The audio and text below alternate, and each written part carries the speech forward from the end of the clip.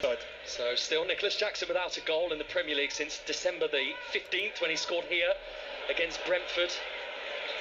Chelsea obviously have just had a recent game against Brentford, the reverse fixture, and in all that time Jackson has not scored a Premier League goal for the club. And he hasn't got one here so far today as Morsey wins a header in front of Cole Palmer just inside the Chelsea half. Caicedo's now got it at his feet for Chelsea. He's giving it to the slightly blonde hair of Enzo Fernandez, who plays it out to the right wing for Madueke, who's moving with some speed as he comes into the box here. Onto his left foot, Madueke shoots, and O'Shea, lunging in front of his goalkeeper, protects him by blocking it for Ipswich. Madueke started really well, following on from the 2 goals he got in the week, and yeah, he started really well, and that's kind of a symptom of what Ipswich are letting him do. You know, he's got his confidence up early in the game because he's had so much of the ball unopposed. They've stayed quite narrow in and around their box, allowing him to get balls in the box, but this time, rather than going down the line like he's tried to do the first time, a couple of times, he then plays cat and mouse, comes on the inside, hits it hard with his left foot, but a great block by Dara O'Shea.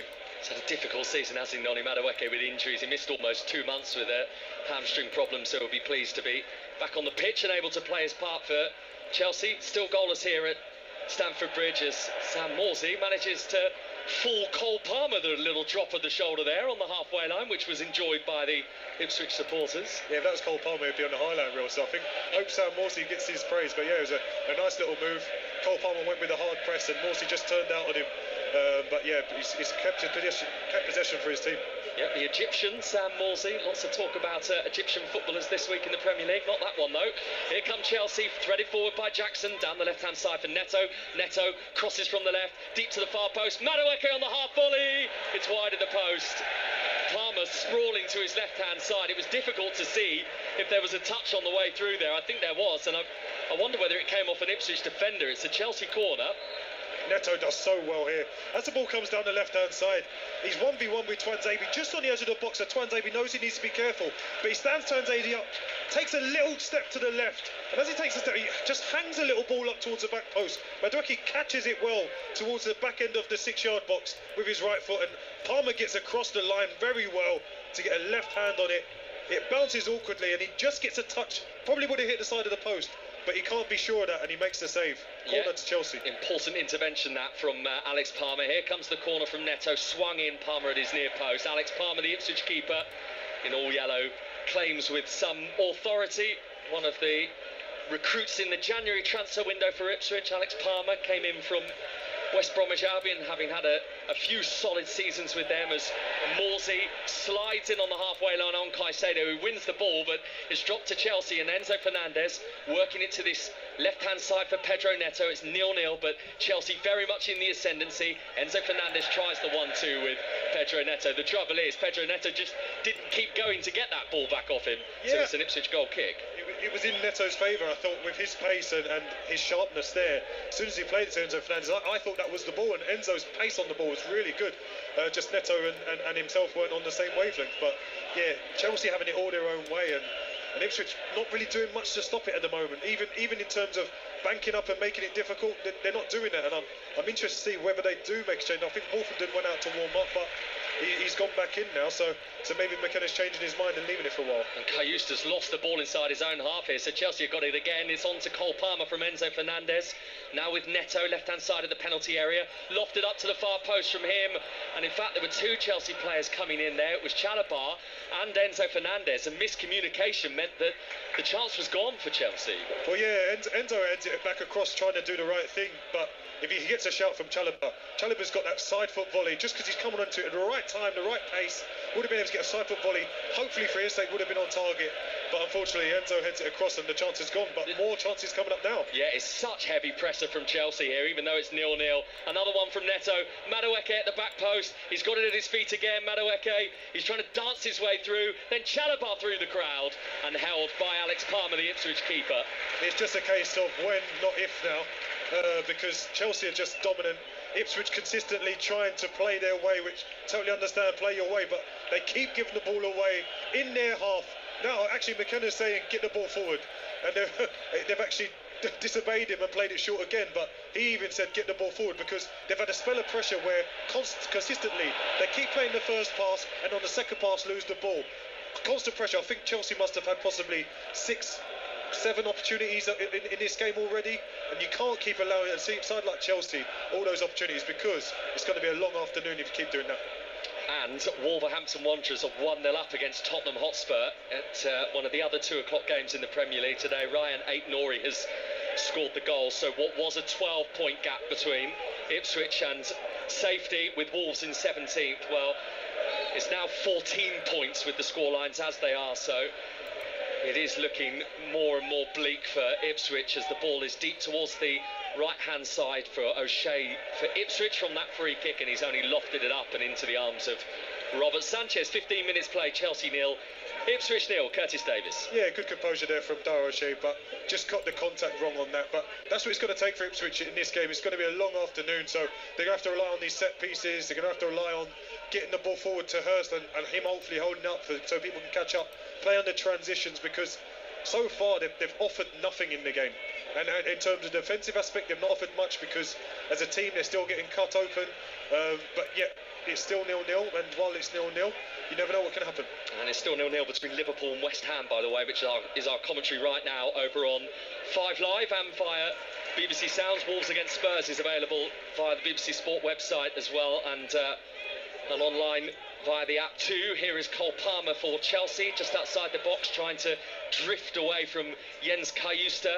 Ipswich's tall Swedish defensive midfielder is still at the feet of Palmer here for Chelsea.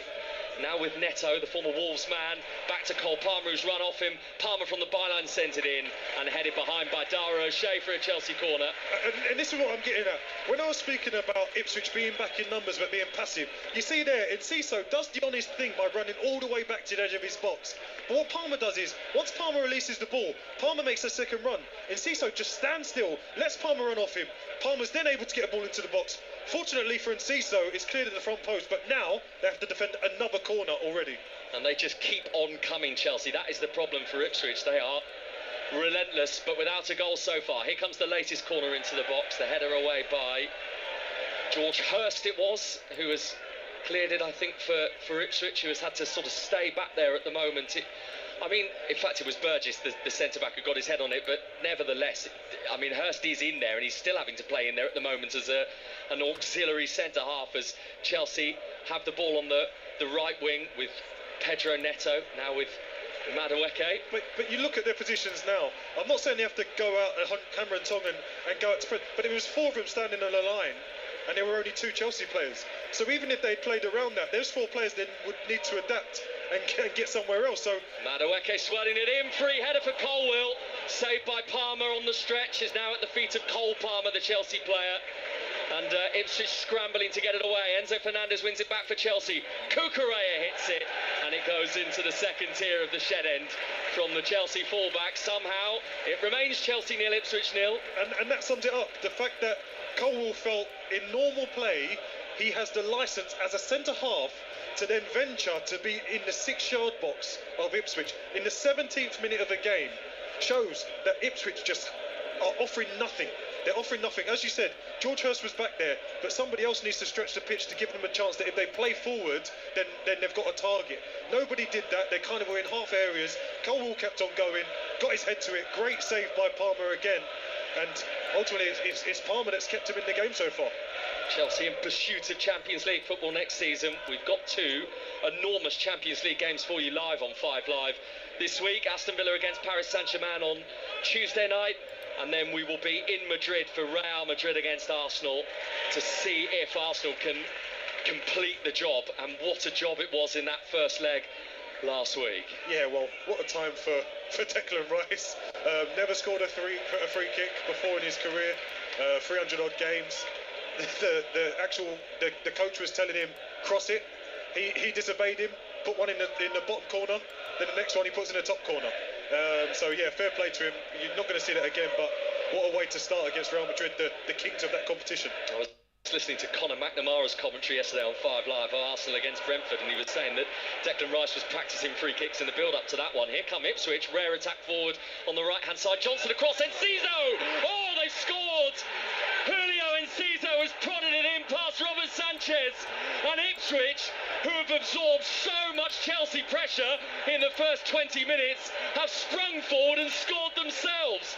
What a turn-up this is! Chelsea 0, Ipswich 1. Now, we spoke about the way Ipswich are going to get into this game. It's going to be about balls up to Hurst, people getting around him in those transitions. When Hurst gets the ball this time, he's got a man behind him, sucks him in. As he rolls it to the side, and Cisso's there, and Cisso drives forward. Then once they get forward into the box, it's rolled wide, and as it's rolled wide, then Cisso just carries on his run into the box. Cucurella doesn't manage to cut out the cross, gets his touch on it, past Sanchez, and into the bottom left-hand corner. And it's 1-0 Ipswich with their first entrance.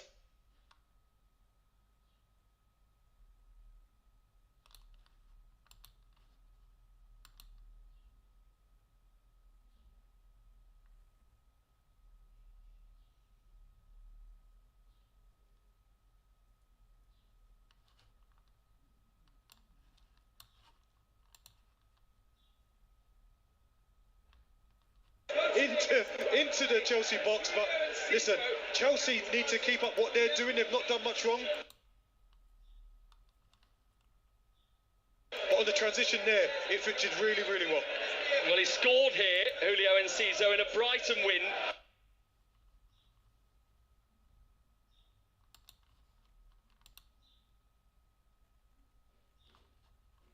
Two years ago this Tuesday, and the man on loan from the Seagulls has got the opening goal for Ipswich here.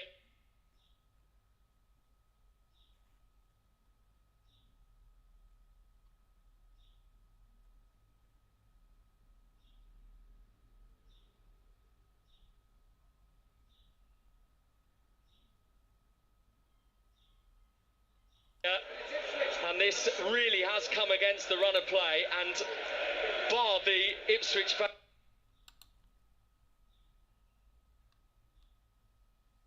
who are now making an absolute racket over towards our left-hand side in the shed end. There is silence at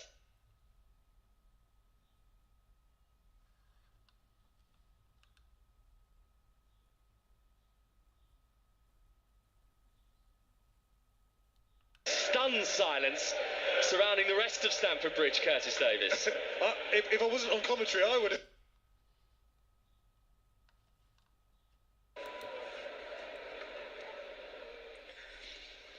Helps the ball out.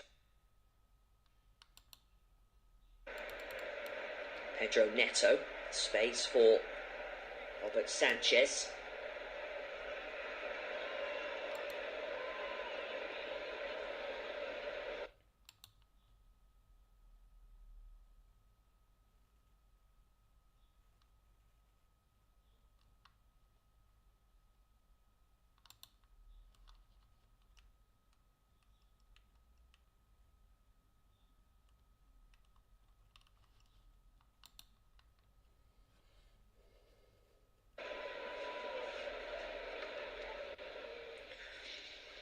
Helps the ball out.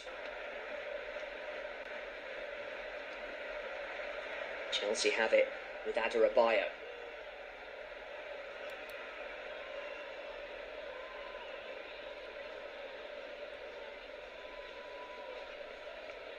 This time, no, they are still banked quite deep and in a low block as such. There's a little bit more intensity when they are going out to people. Former Premier League defender Curtis Davis with us on area. But of course, Chelsea need to win this if they're to have any opportunity of a top 5 finish. Live sports extra this afternoon, played for Trail 4 Ipswich different Town clubs by in the that Premier goal League. to nil. Ball played out to the left-hand side onto Levi Colwill. Now Mark Cucurella. Collected by Pedro Neto. Now space for Adarabioyo.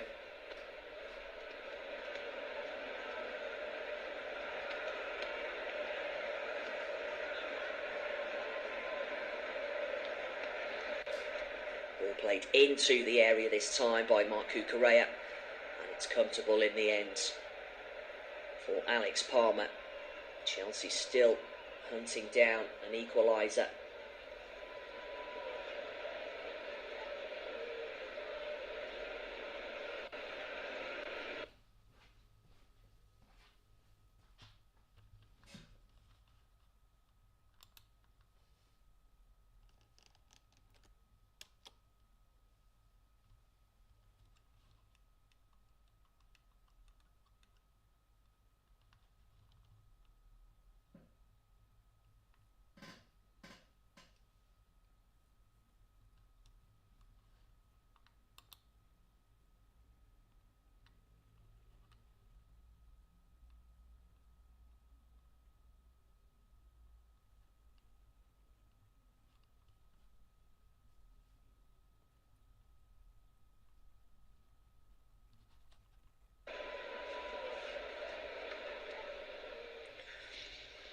Counts the ball out.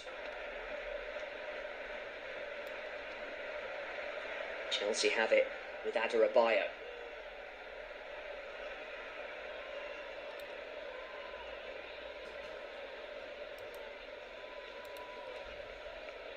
This time it's Palmer just sticks her left foot up.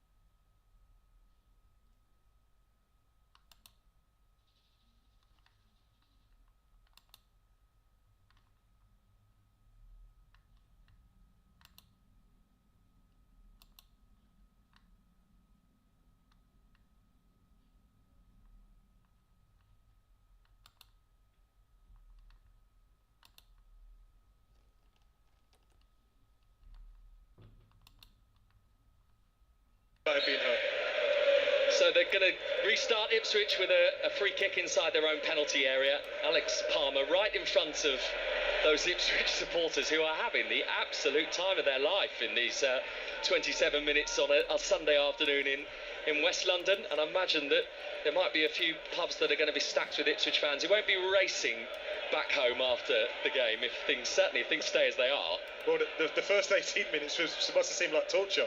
But with Cesso's goal, they've obviously found their voice. They've got a little bit of momentum. And they're in trouble here as Jackson makes his way into the box. So Shea gets across, steps in front of his path and puts it behind for a corner. He's had a very good 27 minutes so far, Dara O'Shea. Curtis, you're from one centre-half to another. I'm sure you appreciate what you're seeing from him. Yeah, very good player, very good defender, good on the ball, leader, been captain at most of the clubs he's been at. So, yeah, very good player. And hopefully he'll be the one to help them try and keep Chelsea at bay for most of this game. Which they will need to do if they are to collect a rare 3 points here. Ipswich, Chelsea corner, Ipswich 1-0 up, Neto drifting it in, tossing beaten to it by Tuanzebe initially, and the second header clears it away properly for Ipswich, so Cole Palmer has it again, halfway inside Ipswich's half, out to the right hand side for Neto, a step over, a delivery towards that near post, cleared away by George Hurst, the Ipswich centre-half, who was centre-forward, who was in there, and back in towards the back post towards Colwill, who was challenging with Ben Johnson, who did enough to put the young Chelsea defender off his stride, and it's an Ipswich goal kick. I thought it was a corner, to be honest. I thought Colwill got the header onto the back of Johnson's head, but the referee made the decision, and yeah, he's given the goal kick. But in those situations there, Ipswich, if they hadn't got that ball from Colwill going straight out of play and end up getting the goal kick, they would have been capped in again. So they almost reverted to what they were doing again. They didn't get themselves out from the corner. I think the furthest man forward was just outside the edge of the 18-yard box. So whilst they have got the lead and they want to protect it, they need to make sure that they're still getting up the pitch. Here come Ipswich again, and Caesar's going to shoot from distance. He's dragged that a long way wide, the Paraguayan. Good 10 yards wide of Robert Sanchez's right-hand post from outside the box. The confidence was obviously racing through the veins there. Yeah, we've seen him do that a few times. He scored some worldies for Brighton in his time, but the frustration comes from, again, they're on the transition. He maybe doesn't need to take on the shot. He was a good 25 yards plus out, and he takes on the shot, which, like I say, he's got that pedigree, he has got that ability. When you've got George Hurst ahead of you that's calling for the ball, wanting the ball, sometimes there's a better option.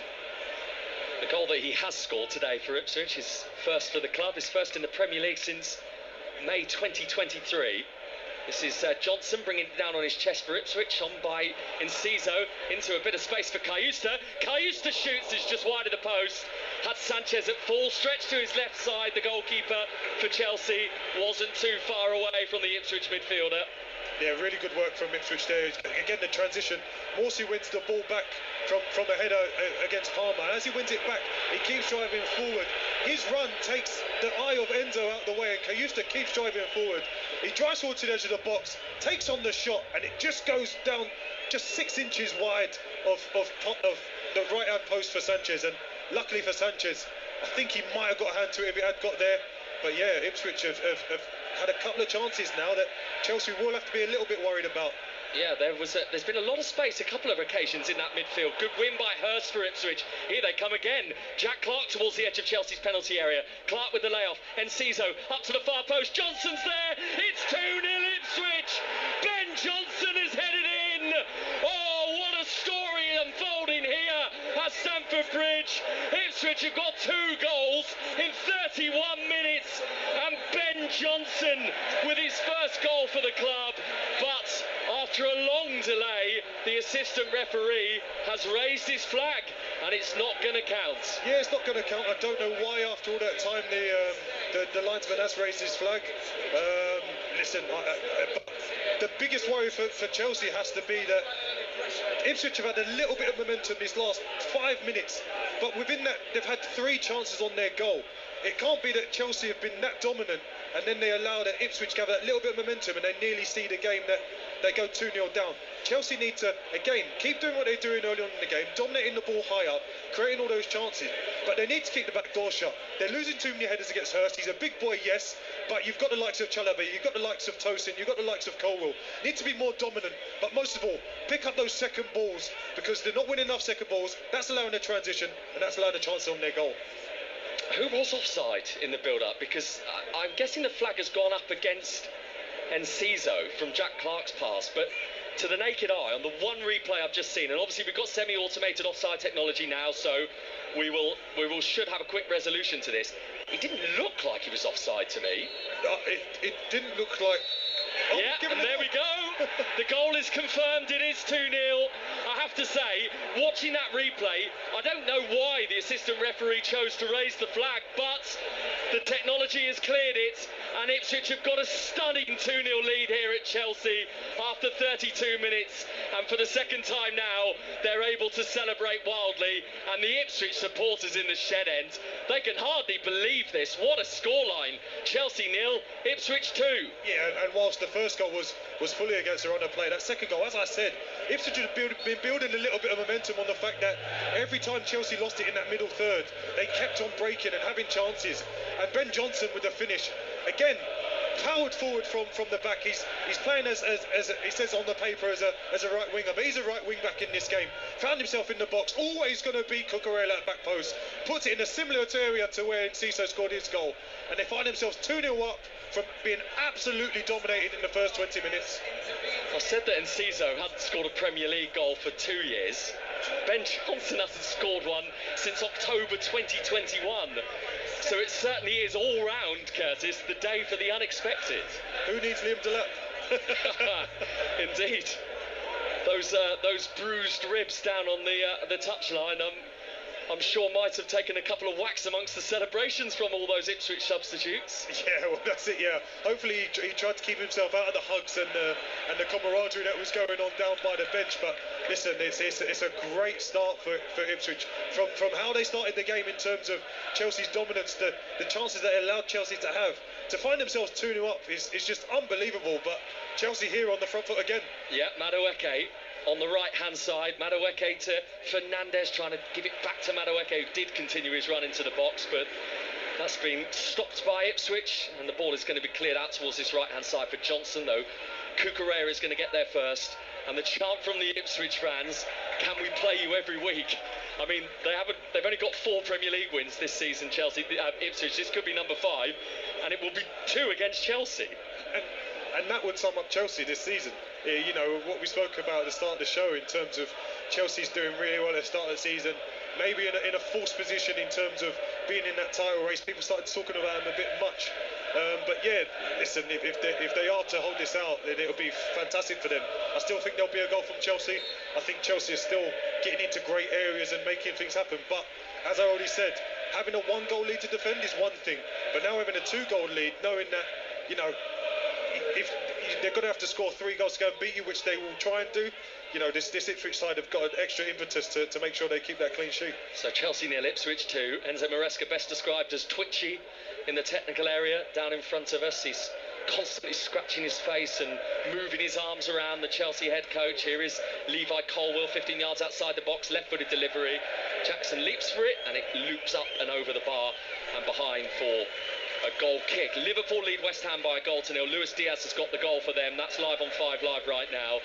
And Wolves are still 1-0 up against Tottenham Hotspur at Molineux. You can hear that one online via the BBC Sport website this afternoon. Newcastle against Manchester United to come from 4:30. Full live commentary of that one as well. This is a scoreline that will have Newcastle and Manchester City and Aston Villa and Nottingham Forest licking their lips in terms of that Champions League chase, Curtis. Yes, it's just really interesting. As I said, with the Champions League chase now going down to 5th place, you'd think Chelsea would be in a really good position, particularly with today being the game. But, you know, Chelsea have to think about moving forward from this game. Yes, it is a game which, in my opinion, they should win. They're 2-0 down, which they might not win now. But for the rest of the season, you look at their fixtures, it's not going to be easy. You've got Fulham away, Everton at home, Liverpool at home, Newcastle away, Manchester United at home, and Forest away. That Forest away on the last day of the season, depending on how Forest finish the season now, that's going to be a massive game to which could potentially see who gets that Champions League place. Pedro Neto bringing the ball down just on the periphery of Ipswich's penalty area on this left-hand side. 9 minutes of the first half to play. Palmer into the box looking for Cucurella. Cucurella with Chelsea 2-0 down. He crosses and it's blocked by Johnson and behind for a Chelsea corner. Took a bit too long of it there, Cucurella. As Palmer played a lovely ball just inside the box, he got the wrong side of Johnson. Johnson did well to kind of stay out of the way to not bring him down. But he needs to flash it across. Didn't do it, but wins the corner at least for his team.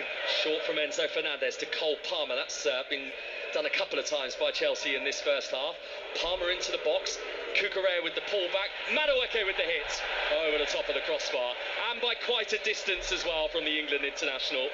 Yeah, good composure there from Palmer. He couldn't quite get the beating of the defender, but he puts a nutmeg in. Cucurella turns, flashes it across, and I think the pace on the ball, you really expect Madueke with that left foot to just wrap his left foot around it. He takes a really good touch, but the touch is too strong, and then as he hits it, wildly over the bar, and yeah, really frustrating for this Chelsea team. What's happening is, from the start of the game, they're really composed, really measured with their passes and things like that. They started to force a little bit more.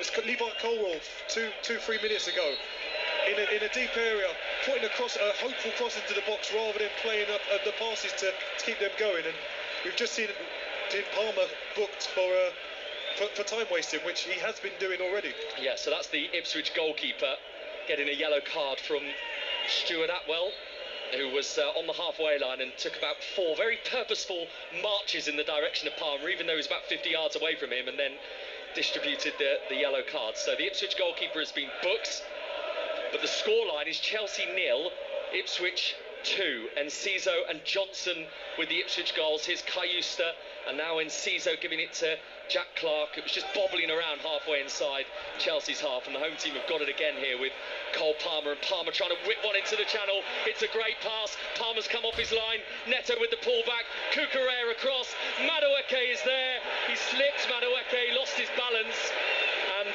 Ipswich are able, because of that, to make an important interception. Cucurella really has to pull the trigger. Palmer's ball. Palmer is getting frustrated. He drops deeper to get the ball. As he gets on the ball in his own half, Chelsea's half, he plays a great ball between the lines of the right back and the right centre half of Ipswich. Neto gets onto it. Palmer's slightly drawn out towards the ball, so he's out of position. Neto does the right thing, rolls it across to Cucurella. Cucurella, because it lands to his right foot, doesn't want to pull the trigger into an open net. Rolls it across to Madueke, slightly behind him, slips. Chance is gone. Really, Cucurella as a professional footballer, I know he's left-footed, but an open goal with the right foot just needed to take on the shot, and it could have been 2-1, and Chelsea could have been back in the game. And it was Tuanzebe in the end who was the one who got the boot in on Madueke, who was stumbling. He just never got his footing sorted with that ball slightly behind him. And off the back of all of that, with 5.5 minutes of the first half to play, with the scoreline 2-0, it's an Ipswich free kick. Morsey sends it forward. The initial header won by Burgess, and Caesar then wins it back again for Ipswich, back at the feet of Sam Morsey again. Here's Ipswich's first goal scorer in Caesar, on to the one who got the second, Ben Johnson, the former West Ham player. So he knows the capital well, and his clearance is from Cucurella off Johnson and out for a Chelsea throw. But this is deep back in their left back area here. Yeah, you see the positions that Palmer's taking up. You can see the frustration. He's wanting to get the game going, but what you really want from Palmer, as much as that was a fantastic ball and caused an opening, you want to see him up in these areas just around the halfway line, floating in the areas where he can make that one pass and put people in, or take on shots himself. But he's having to take the game to them himself. And listen, it's got to be a big worry for Chelsea when you are in this position. Yes, you've had all the chances, you've had all the possession, you've forced a lot of big opportunities and big blocks and saves, but with Palmer and Jackson not being the ones to score, who else is going to step up and take that mantle? Cole Palmer, left-footed pass to the left-hand side for Neto. Pedro Neto dragging it onto his right foot, just on the edge of the penalty area.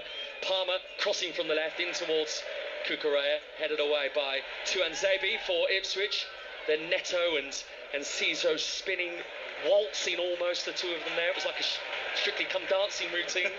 It's just once that ball's up in the air, rather than trying to fight for where the ball's going, it's always just trying to get your body in front. And it was, almost like a salsa, trying to see who bent their body in the right way to get the side of the ball. You know you're dancing better than me, because it was much more a salsa. Here comes Chelsea. Madueke headed away by Burgess at his near post for Ipswich. Retrieved by Caicedo, the Chelsea midfielder. Here's Tosin on for Chalabar. And then the delivery from Fernandez, and out comes Alex Palmer, and he's got a bit of freedom to come and claim that, the Ipswich goalkeeper, and just keeps his hands on the ball to settle it down as we move into the final few minutes of the half. Curtis Davis. First off, I can't honestly say that I know my salsa from my rumba. But you're not a Strictly Come Dancing fan? No, but they were definitely doing some kind of dance. But yeah, Ipswich will be happy with this. The longer it goes on, the frustration, and you hear the whistles and the jeering, it's just going to cause an atmosphere that is going to be more pressure for Chelsea. There's always pressure on this game anyway. It's a game that in my opinion, they should win, a game that you have to win, and they've just caused themselves all sorts of problems by going 2-0 down, but here they're on attack. Yeah, and it's Cole Palmer striding forward on the edge of the penalty area now. Palmer, step over, ball to the right-hand side. It was behind Enzo Fernandez, so he's had to trot out to the right wing just to try and regain the rhythm of the Chelsea attack. They're 2-0 down at home to Ipswich. Madueke, square pass, Palmer shoots from the edge of the box, blocked by Morsey, who jumped in at his feet, ricochets to Neto on the right hand side. Neto with a step over, then a left-footed cross. Chalabar has kept it active, and it's up into the air from one of Ipswich's defenders before Enciso manages to complete the clearance totally, but only back in Chelsea's possession with Caicedo again. Here's Tosin, now to Colwill, on to Neto, with the white wristband on Neto, and he breezes past Johnson, but over comes Tuanzebe, blocks the path of Pedro Neto, clatters it out of play for a Chelsea throw. Chelsea 0, Ipswich 2 is the scoreline here on 5 Live Sports Extra. Neto's looked really good. Whenever he's faced up either Johnson or Tuanzebe, he's looked really, really good. Just getting that final ball in, that's the right quality, and getting the runners into the box. If he gets that, Chelsea are going to be creating lots of chances and problems down his side. Madueke on the right wing, teasing, lifting it in left-footed, caught by Palmer. Alex Palmer sticking his arms up into the air and grabbing it off the head of Nicholas Jackson, dropping down onto the floor, and there's something else for those Ipswich fans behind the goal to cheer about. Yeah, that was an example of Madueke did really well to find the space and open, but once he puts the ball in, he puts the ball in with no purpose. He puts it in for the sake of it, he hangs it up, and with all due respect, Palmer's a really good goalie, and he's a big lad, so just hanging it up, it's easy for him to come and claim. And yeah, another opportunity missed for Chelsea to really put them under pressure. You'll know, Curtis, that with statistics they can very quickly become redundant in some cases. So when you've got them, you've got to use them. So in this situation with the scoreline Chelsea 0, Ipswich 2, the last promoted team to the Premier League to do the double over Chelsea were Charlton Athletic in the 2000-2001 season. So we're in slightly rare territory here, and an obscure scoreline. I don't think there's too many that would have predicted this advantage for Ipswich. Wolves have got a second, by the way, against Spurs. It's 2-0 at Molineux, a Jed Spence own goal, so further problems for Ange Postecoglou's team, and that means the gap is still 12 points between Wolves in 17th and Ipswich in 18th, both with 2-0 leads here. So it is as we were, as Colwell finds Caicedo on the edge of the penalty area. Shot repelled by Cayusto, leapt in at the feet of Caicedo to make sure there was no passage to goal. And it's on the right side now for Chelsea with Madueke, infield by Tosin, on towards Colwell. The two Chelsea centre-backs are 15 yards outside Ipswich's penalty area. Now Neto wants to try and test Johnson again from this left-hand side. Pull back for Colwell. His cross headed away by O'Shea for Ipswich. Hit by Caicedo, and Palmer had his angles covered. He sprawls to his right-hand side, but I think he knew full well, Alex Palmer, that was going wide, and it's a goal kick, and we are going to see how long is going to be added on here. 4 minutes at the end of the first half. Chelsea 0, Ipswich 2. Curtis Davis. Yeah, no, that 4 minutes is quite a relief with that offside. As much as we were confused by it, it didn't take too long, so we're quite happy to see that they were able to sort it out quite quickly, and the goal was given. But yeah, it's been a really strange half. It's a half where, like I say, the first 20 minutes Chelsea looked like they could score at will. You're just waiting for them to burst the back of Alex Palmer's net. Didn't quite happen.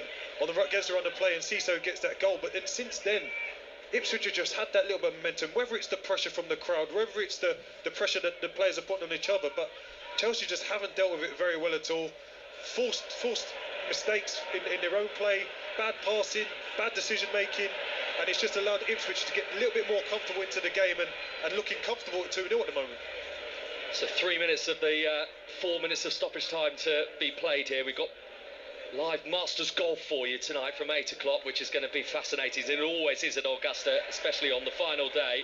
That's from 8 o'clock tonight with Mark Chapman. That is certainly unmissable radio if you're able to listen to that a little later on, as Chelsea win themselves a corner here, and they need to get moving with it really if they're to try and cut the deficit before half-time, Curtis. Well, this is their 6th corner of the half, so I think it sums up where the momentum and in terms of the players been, but they need to make one of them count. In from Enzo Fernandez, punched away by Alex Palmer, the Ipswich goalkeeper, all the way out to the opposite side from where that corner was delivered, and Caicedo's going to let it run out of play, so it's going to be a Chelsea throw on the far right-hand side. They're going from left to right in this first half, but the fading embers of the first half, as the delivery comes in from Chalabar, it's cleared by Tuanzebe.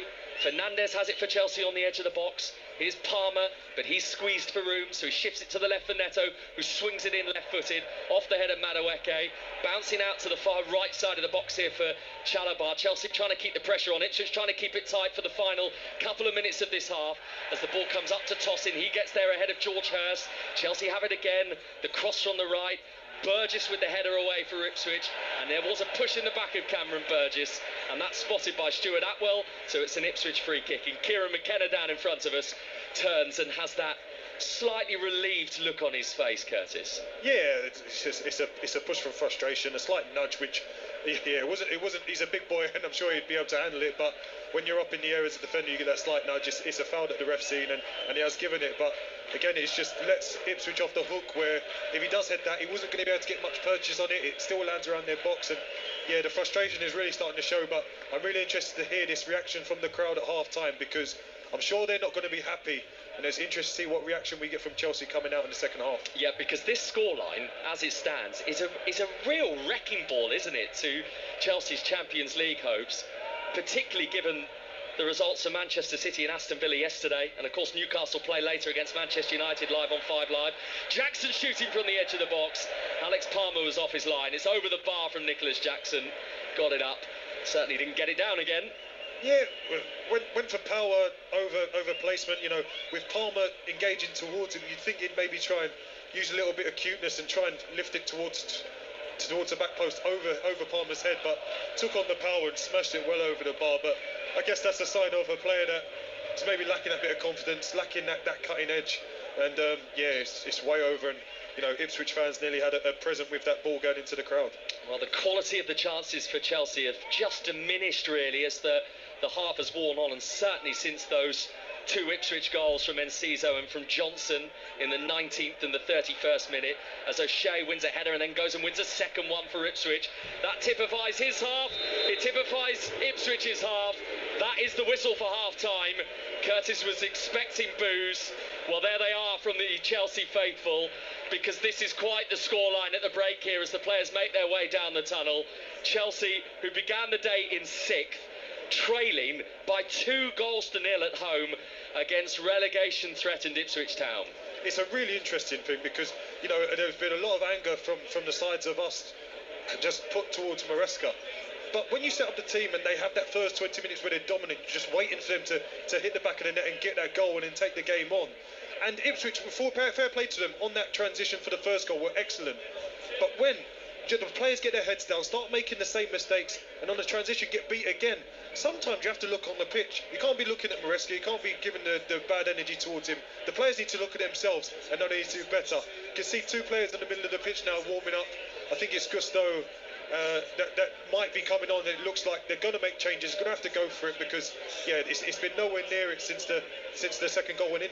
And for Ipswich, because we need to talk about them as well, because this is a season where I think it's been fair to say one of the criticisms of Ipswich this season is that they haven't been ruthless with opportunities, and certainly outside of Liam Delap, who's on the bench today, they haven't scored enough goals. Well, today has been the polar opposite of that. The 2 big chances they've had, they've seized. Yeah, I think, you know, when you spoke about promoted teams, there's usually they rely on their big striker to go and get a goal. You know, we were speaking about Chelsea before the game and speaking about how Jackson and Palmer haven't scored. Who else is going to score? So I think when you're a promoted side and you've got a player like a Liam Delap on your side that's able to get those goals, you rely on them to get them, yes. But today they've been fantastic in the sense that they have taken their chances, but they've swung the momentum their way at times by only having the very little possession they've had, the very few chances they've had. They've still had some decent chances in the game, and they've put Chelsea really under a lot of pressure. And when it comes to psychology, them going in at 2-0 at half-time, for the Chelsea players to hear that boo, to not have a little bit of momentum when they've got one back just before half-time so that they can come out bouncing in the second half, is really massive. And, you know, I think the fact that we see 2 players that are likely to be, Bedashili and Gusto, are likely to come on now for Chelsea, shows that they're having to twist first rather than Ipswich, and Ipswich will be happy the longer this goes on. Yeah, it's looking like a bleak situation for Ipswich in terms of the grand picture, but for today at least, this is turning into a brilliant afternoon for them in the capital. 2-0 up against Chelsea, and Enciso and Johnson with the 2 goals. Elsewhere today in the Premier League, Wolves are 2-0 up against Spurs, so that's the scoreline that spells bad news for Ipswich if things stay as they are, because it is going to maintain that 12-point gap between Ipswich and Wolves in 17th and ultimately safety. Liverpool are 1-0 up against West Ham United as well. We're going to take you over to half-time coverage from those games over on 5 Live, and we will be back with you here on 5 Live Sports Extra for live second half coverage here at Stamford Bridge. We're at the break. It's Chelsea 0, Ipswich 2. Back in December, half-time, Chelsea 0, Ipswich 2. That would clearly be great news for Newcastle, who play Manchester United in our 4:30 commentary on Premier League Sunday. If Chelsea do lose that game, they'll be on 53 points, the same as Newcastle, who are 1 place below them in 7th. But Newcastle will have 2 games in hand on both them and Aston Villa, who are only 1 point above them. So that is going to be a massive game in the whole race for Champions League places. Let's go back to Augusta now. The countdown is on to the final round of the Masters. Rory McIlroy going for history at 7:30 tonight. He'll begin his final round 12 under, 2 shots clear of his playing partner Bryson DeChambeau. Every shot will be live on 5 Live, and we can say good morning to golf correspondent Ian Carter. What a morning, Ian. Yeah, what a morning. It is glorious here, Steve. It really is. A very good afternoon to you as it is with you. Yeah, a real sense of anticipation, a huge day. Feeding into that, we've looked at the pin sheets, and most of the flags colleagues are in the positions that you would expect them to be in for the final day of the Masters, which always provides the opportunity for players to go really low, eagle opportunities, but equally, if you chase it and get it wrong, then you can put a big number on your card. So that adds to the drama. There is one just little slight change there on the 16th hole. Normally, it's put down in that lower shelf position on the 16th green where the ball can gather down for potential holes in one. On the 16th this time, though, back right is the pin position, and that is a nod to 1975, the 50th anniversary of Jack Nicklaus winning his 5th green jacket, because that's where the hole was located on that occasion. Jack Nicklaus, who spoke to Rory McIlroy just last week, and basically they discussed the round that McIlroy was going to have at the start of the tournament. It was a fascinating read. Basically, Jack Nicklaus said Rory McIlroy told him exactly how he was going to play every shot, and he just said, OK, go out and do that. Do you think that's got to be his mindset today? Yes, I think so. I think McIlroy has come in with a game plan which he's executed pretty much perfectly. Obviously, the exception was the 15th and the 17th holes, which he double bogeyed on the first day, which pegged him back from what was an otherwise brilliant start to a level past 72. But he has played a very composed game plan so far. I think the affirmation that McIlroy got from Nicklaus when they sat down at the Bears Club last week, and McIlroy outlined what he planned to do, and Nicklaus just nodded and said, I wouldn't argue with any of that strategy. And I think that kind of affirmation could only have helped McIlroy as he's come in here. I guess the challenge today is to stay in that lane and keep playing with the same policy, regardless of what DeChambeau might throw at him.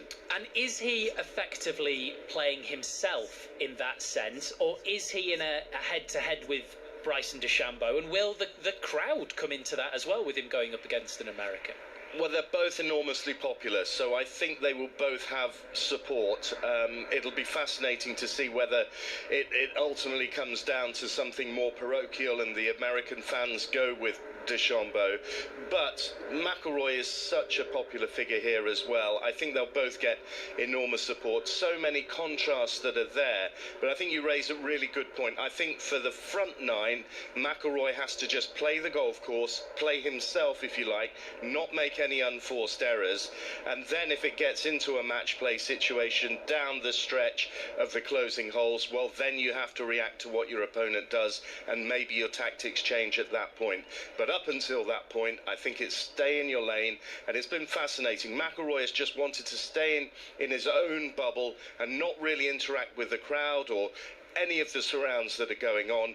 DeChambeau, the complete opposite, and in so many respects these two players are complete opposites, and it just makes it a truly mouth-watering prospect. Ian, thank you so much. That's our golf correspondent Ian Carter at Augusta. 7:25 tonight on 5 Live. Join Mark Chapman and the team. You will get every shot from Rory McIlroy and Bryson DeChambeau, who'll be teeing off at 7:30. You can also watch some of the best shots from round 3 on the BBC Sport website. Bryson DeChambeau's putt on the 18th, for example, was an absolute blinder to turn what would have been a 3-shot lead into a 2-shot lead. That is going to be some listen later on this evening. Who's going to meet Chelsea in the Women's FA Cup final? That's a big question for today. It's Manchester City against Manchester United kicking off in the next couple of minutes. You can watch it on BBC 2 and BBC iPlayer. Emily Herbert's at the Choice Stadium for us. Yeah, realistically, this is the last shot at silverware for both sides today, but it is make or break really for City. Their squad is stretched thin. No Greenwood, no Head, no Shaw, no Firmino, and now Vivian and Miedemar join us at this, ruled out for the rest of the season. It's so bad that they've named just 6 substitutes today, 2 of which are goalkeepers. On the pitch, though, it's just the one change. Carolyn comes in for Lazel. They face the reigning champions, Manchester United, who are chasing a 3rd straight final and are in fine form too. 2 changes for them. Gabby George and Millie Turner return, with Sanderberg and Janssen dropping to the bench. It's the EFL Trophy final at Wembley this afternoon as well, about to get underway. The League One champions Birmingham City against Peterborough United, and Aaron Paul's there for us. Yeah, afternoon everybody, welcome to Wembley. For some of these supporters, the party very much began last night. Birmingham City crowned League One champions without having kicked a ball yesterday. Today, they go for the double, having not won this competition since the mid-90s, but they take on the holders and a manager hunting for a third triumph in this competition. It hasn't been the best of campaigns for Peterborough, shipping goals of fun, but this is very much a one-off fixture, isn't it? And the Posh will know what they can bring to the party. To the teams, Jay Stansfield is opted for in the Birmingham attack. Alfie May drops to the bench. Paik Sung-ho, Kieran Dow, Keshi Anderson, Ethan Laird and Ben Davis also come in. Hector Cipriano returns to Posh, but more importantly, that lethal front line of Motherseal, Odo, Jones and Kwame Poku all start. We're about to get underway at Wembley, where, Steve, it feels like for the first time about 3 weeks in London, it is raining. Thank you very much, Aaron. Just under an hour to go now until the Bahrain Grand Prix gets underway. Oscar Piastri on pole ahead of Ferrari Charles Leclerc and the Mercedes of George Russell. You'll hear full commentary on 5 Sports Extra with Harry Benjamin at Harry, a track where people can actually overtake. Yeah, we're going to get a lot more of that than we did last weekend, and no rain in sight in Bahrain, that's for sure. McLaren looking the class of the field across the weekend. Lando Norris didn't hook it up in qualifying and has some overtaking to do from Sig. One place grid penalty for both the Mercedes drivers, sees them drop a place, so Charles Leclerc off the front row. His teammate Lewis Hamilton can't explain his lack of pace. He starts down the lower end of the top 10 along with the 2 Red Bulls. Max Verstappen, after an amazing weekend last time out in Japan, hitting real trouble so far this weekend. He'll go from 7th place. Harry, thank you very much indeed. Once we're done with the 2 o'clock games in the Premier League, we'll bring you full commentary of Newcastle versus Manchester United at St James's Park. Mike Miner, you already know one piece of team news. Yeah, we do, and that's the Manchester United goalkeeper Andre Onana will not be here today for the Reds to take on Newcastle. Club have said that he's going to be given some time off to disconnect, was the phrase that Manchester United sources have used to the BBC today. So Altay Bayindir is going to come in.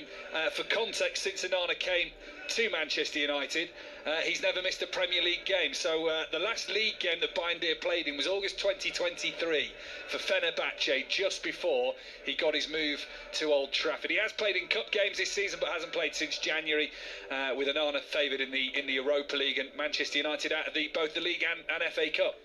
Rocky Bashiri has just scored for Hibs, who lead Dundee by a 1-0 in the Scottish Premiership. Hibs are third. The title has not been won just yet. 10-man Rangers scored an equaliser in the last minute of stoppage time, thanks to Yanis Hadji to draw 2-2 at Aberdeen. Boat race day on the Thames. Cambridge have won both the men's and women's races. Women's Six Nations, Scotland-Italy, has just kicked off. You can watch that on the BBC Sport website as we take you back to Anfield and John Murray. Yes, it's going to be busy, isn't it? The next hour or so. There is, probably for the rest of the day, there is a great deal going on in terms of live sport, and Liverpool here looking to take another step towards the clinching of the Premier League title. Virgil van Dijk just leading his teammates out onto the pitch, and they form a circle there, go through various little exercises. West Ham are already out there waiting for them. Liverpool, no changes. Diogo Jota just appearing now, so he's the last one. So Liverpool with Alisson in goal, Bradley, Konate, Van Dijk and Tsimikas. Midfield of Gravenberch with Jones and McAllister, and then Salah, Jota and Diaz. Salah providing the goal for Luis Diaz to score, popping it into the net in the 6-yard box, his 15th of the season. And Andy Madley will blow his whistle any moment now, standing down there in his electric blue shirt. He's got his whistle that he dropped in the first half. He blows it, and the second half is underway. Liverpool kicking off, attacking towards the Kop, which is down to our right, and Scarles for West Ham is able to volley it away.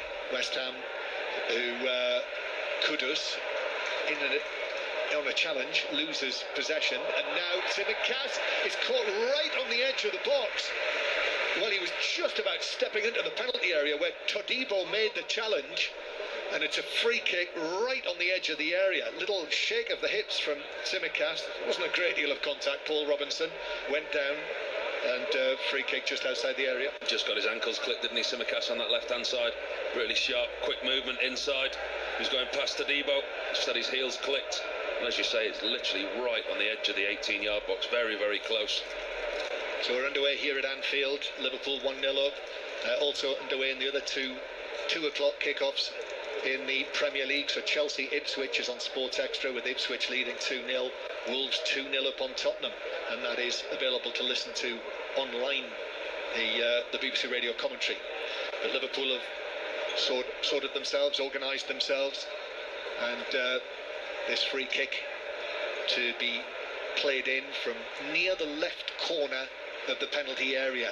So West Ham have got a 3-man wall, and it's driven in and well saved by Areola. That was heading into the top left corner. Areola was quite close to it, but it was firmly struck by McAllister.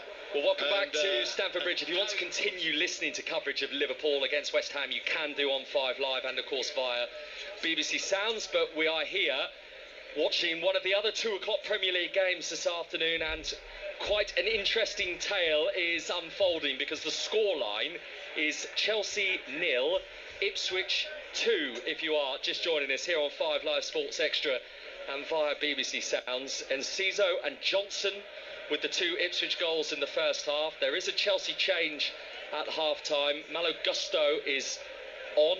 I think that's the only Chelsea change. Curtis Davis is alongside me for commentary as Chelsea get this second half underway. So they're going from left to right towards the Matthew Harding stand in this second half, and Ipswich shooting towards their supporters, having scored those 2 first half goals and heading for what might only be their 5th Premier League win of the season. But here's Madueke across, it's in! Cucurella scores! And that goal for Chelsea has come in about 20 seconds of this second half. Cucurella inside the 6-yard box, prodding it in. And that is exactly, Curtis Davis, the way that Chelsea and Enzo Maresca would have wanted this second half to begin. Ipswich undone already. And whilst they started the first half really strongly, they've actually got the goal this time. That's the difference. The ball gets out to Madueke, and as he goes 1v1 with Burgess. Burgess just left all ends up. Madueke goes past him, flashes it across, and Cucurella all the way from across the left side finds himself in the middle of the 6-yard box, and it's a tap-in. The pace that's on the ball from Madueke, Cucurella does really well, gets just ahead of Palmer to get the ball to the goal, and yeah, it's brilliant from Chelsea, and yeah, game on. Enjoying the fact that there are Chelsea fans all around us now running back to their seats, having missed 1 goal and maybe concerned they're going to miss another one here. Chelsea 1, Ipswich 2 the scoreline, but here's Enciso for Ipswich, trying to drift it into the path of Johnson on the right-hand side. It's cut out, cleared away. Jackson's going to chase after this. Jackson has just poleaxed Dara O'Shea. Rather than going for the ball, he's run into him with his arm. O'Shea's ended up on the floor, and it's an Ipswich free kick. I don't understand what Jackson was trying to do there. If you're trying to shield it and you at least go at chest height, he literally pushes Dara O'Shea in the face. In my opinion, it probably should have actually been a yellow card, because it's quite a dangerous action when Dara O'Shea actually wants to propel his head towards the ball. But yeah, the referee lets him away with it. Very, very strange movement, but yeah, he lives to fight another day without a yellow card. Twickenham's not too far from here, is it? And I'm not sure you'd get away with that there either. Yeah, there'll be a sin bin for that. Yeah. So yeah, they don't have that in football yet. The orange cards haven't come about yet, so we're not ready for that. Yeah, we've got the pink though today with Ipswich's strip, and they're in possession on the halfway line here with Clark, who's tried to go between 2 in terms of Caicedo and Fernandes, and they've kept the ball, the visitors, with Cayusta, who sends it back for Burgess, crashes a long ball into the channel on the far right-hand side, headed away by Chelsea's goal scorer Marc Cucurella. 5th Premier League goal of this season for Marc Cucurella. And considering he didn't score in the Premier League for 2.5 years, he's becoming quite a regular contributor now to Chelsea's score sheet. Well, he's going to need to be, because as we said, those 2 that we spoke about before haven't managed to do it, and they're going to need goals from anywhere they can get them. And if Cucurella, with his role, the way that they play, even though they play a back 4, they roll into almost a back 3, and he's the one that's allowed to go forward a bit more. But yeah, Palmer's here on the attack, trying to get them going even more. 3 minutes into the second half. 2-1 Chelsea trail now. Here's Cole Palmer trying to go around the outside of Tuanzebe, then tried to come back on the inside. Tuanzebe, the former Manchester United player, stopped it, but Chelsea get it again. Neto from the left. Neto's cross away by Davis to the edge of the box, picked up by Gusto, the Chelsea substitute, with his hair tied up behind him. And Enzo Fernandez playing it into the feet of Caicedo, and back with Gusto again, but 20 yards outside Ipswich's penalty area. Worked out to the right-hand side for Noni Madueke, who had a big role to play in that Chelsea goal. Then Gusto's cross is closed down, and then Caesar gets the flick on it to clear it, and then Colwell hits it from the edge of the box. It's blocked. It's back out on the left-hand side with Neto. Helps it down the line for Colwell. His left-footed delivery is too high for Noni Madueke at the back post, and out for an Ipswich throw, and they will want to just catch their breath here. Yeah, they need to take that break. What I said about them not letting Chelsea score just before half-time and making sure they don't come out with any momentum, then to let them score within 20 seconds of the whistle of the second half, really frustrating. The subs, in terms of Gusto, didn't even have to make an impact yet, and it just started the half the same way. Madueke on the front foot, this time puts in the quality ball. Cucurella gets on the end of it, but now Chelsea are the ones with their tails up again, and Ipswich are just trying to hang in there for this time being. Yeah, this feels very much like the beginning of the game, really. All Chelsea pressure as Neto bursts forward on the left side. Tuanzebe stuck to his task there and forces Neto to go backwards for Cucurella, but he's got the pass infield for Caicedo, and Caicedo slips it in for Cole Palmer. Palmer's dancing his way through, and then eventually he can't make his way past Tuanzebe, who had already seen Palmer breeze past a couple of his teammates, so didn't want to become the third member of that. Yeah, great feat by Palmer. Just as he received the ball in the box, turned really well, faced up, probably too close to his feet to get a shot. Chopped again, couldn't quite get it. Tuanzebe did really well just to get his arm across, stronger enough, but Chelsea's still on the attack here. And the rain is falling at Stamford Bridge, and I don't think I've seen rain for about 2 weeks. It's not good when you haven't worn your big coat either. No. I had a sense there might be a chill in the air today. The sunshine has disappeared, so we're going to have a pitch that is going to have a slight slick feel to it now as Chelsea win a corner, and they have dominated the 6 minutes of this second half so far. I haven't been able to give you the teams so far, so let me quickly give you the Chelsea team before the corner here. Sanchez in goal, Gusto's come on for Tosin at half-time, Chalobah, Colwell, Cucurella, Caicedo and Enzo Fernandez, and Palmer with Madueke and Neto on the wings, and Jackson through the middle. I'll give you the Ipswich side in just a moment, but we're going to see this Chelsea corner first from the right-hand side. There's plenty of those in blue inside the box as it's deep towards the back post, headed away by Dara O'Shea, who continues to command that Ipswich penalty area. The Irishman is Gusto for Chelsea, halfway inside Ipswich's half at the feet of the cog really of Chelsea's midfield, Enzo Fernandez. To the right for Neto. Neto swings it in with his left foot, headed away by Morsey. To the feet of Chalobah, now with Cole Palmer. Cole Palmer still looking for that elusive Premier League goal. Back in by Neto, deep towards the far post. It's off Colwell. It's behind for a goal kick. He is absolutely convinced it should be a corner. He's running back to his defensive position, but en route, he's diverted in the direction of Stuart Atwell, the referee. Well, he already feels he should have had one in the first half they didn't get. Gave the ref benefit of the doubt, and yeah, this time he wasn't going to let the ref away with it, but yeah, he's doing it the right way. He's running back to his position. He wasn't approaching the ref and getting in his face, so yeah, I can accept that. So Ipswich with the ball on the halfway line. Alex Palmer in goal for them. Tuanzebe, O'Shea, Burgess and Davis, and then Ben Johnson, who's almost playing as a right wing back really, and Morsey and Cayusta in midfield, and Clark and Enciso supporting George House. Remember, Liam Delap is on the Ipswich bench, but Kieran McKenna saying pre-match that their leading scorer is 12 Premier League goals this season, that he's fortunate really to even be on the bench today because he has taken a pretty hefty whack to his ribs in recent days. It's an interesting point, but let's talk about the Palmer here. Yeah, we'll come back to that in a moment because this is Gusto for Chelsea. Cucurella, their goal scorer, out to the far left-hand side for Neto, running infield, shooting right-footed at the near post and going down onto one knee to collect it, Alex Palmer. Yeah, easy save for Palmer there. A decent pace on the shot from Neto, but straight out Palmer easily collects it. But going back to Delap, when you talk about somebody having a really bad bruised ribs, and if he wasn't the type of character he was, he won't be on the bench, I totally understand it.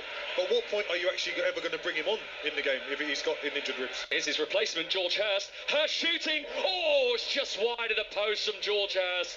We were right behind that as well, and there was a beautiful bend on the effort that had Sanchez at full stretch to his left, and it's just wide. And whilst we spoke about the offside in the first half with Ben Johnson about getting the flag, I thought Hurst might have been offside there. He managed to avoid the flag.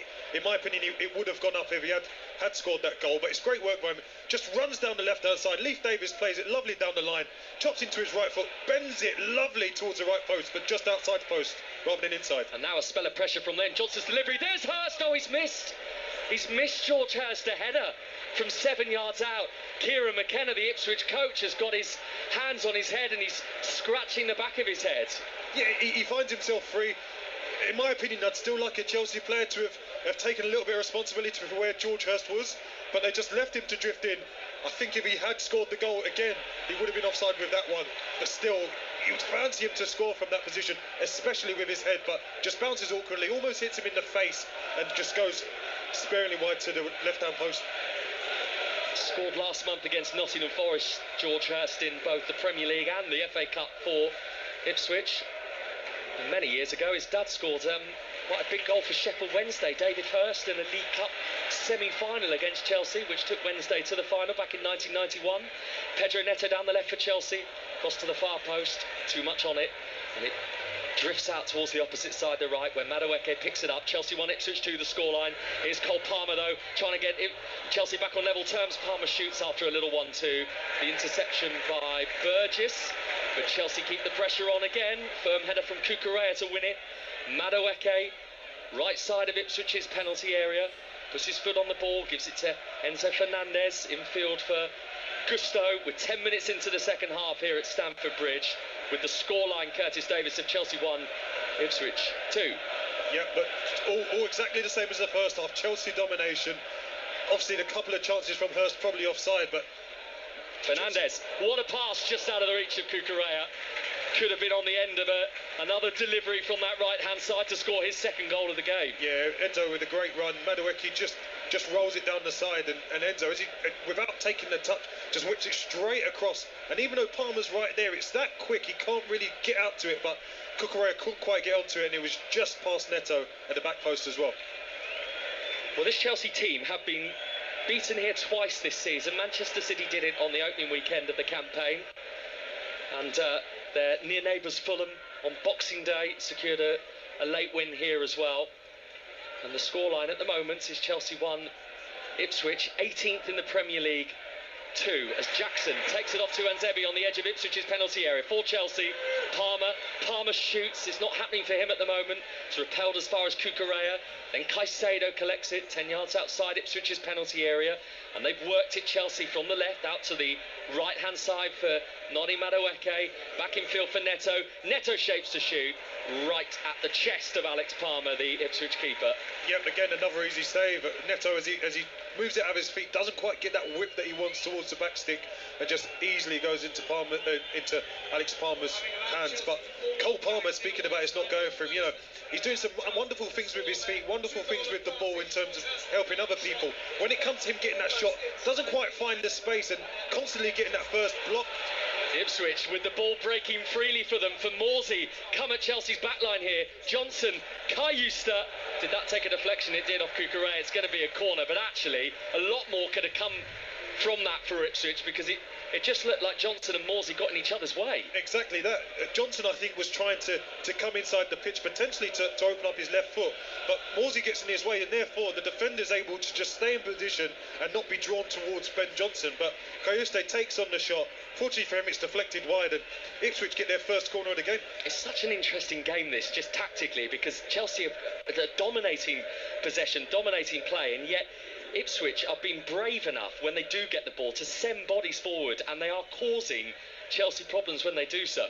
They are, because again, the transitions that they had in the first half, they created 3 or 4 chances for them, took 2 of them, so they've got to be buoyed by it. Now there's a transition from Chelsea going forward, 7 running forward. Yeah, and it's come from a Leif Davis Ipswich corner as Gusto pushes it on for Neto, and over there quickly to Anzebi to block off the potential of Chelsea utilising one of those 7 that were absolutely bombing forward towards Ipswich's penalty area. They were, and with the pace they had amongst those 7, you thought it was going to happen, but fair play to those Ipswich players. They never gave up on it, run back in their numbers, and fortunately for them, Tuanzebe able to get the touch on Neto's ball, which stops that transition in, and nearly, with Enciso receiving the ball, put them back on a transition towards Chelsea's goal. Well, Ipswich, who have beaten Chelsea once already this season in December, give the ball away through Leif Davis, and Cayusta is looking at him and saying that was a mistake, and they're exposed now. Davis is out of position. Palmer slipping it in for Madueke. Madueke is actually offside, so Ipswich, and in particular Leif Davis, are getting a bit of a reprieve here, and they're all their mates again now. Davis and Cayusta, a little high five. Yeah, well, Davis looked at Cayusta as if Cayusta wanted the ball there. He just wanted it to his feet. Simple. Give it to his feet, help him out, and I'm just seeing that as Leif Davis has made that pass, Connor Townsend now is about to come on the pitch.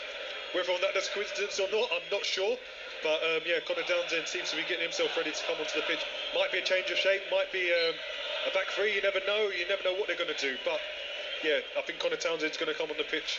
Yeah, and Leif Davis has just given a little glance, the Ipswich left back, over to the bench and seen the left back who challenges him for his position putting his shirt on. So I think Leif Davis might be fearing the worst here, as Clark is sent tumbling to the ground by Gusto, and it is an Ipswich free kick, and it is on the left wing and inside the final third of Chelsea's half here.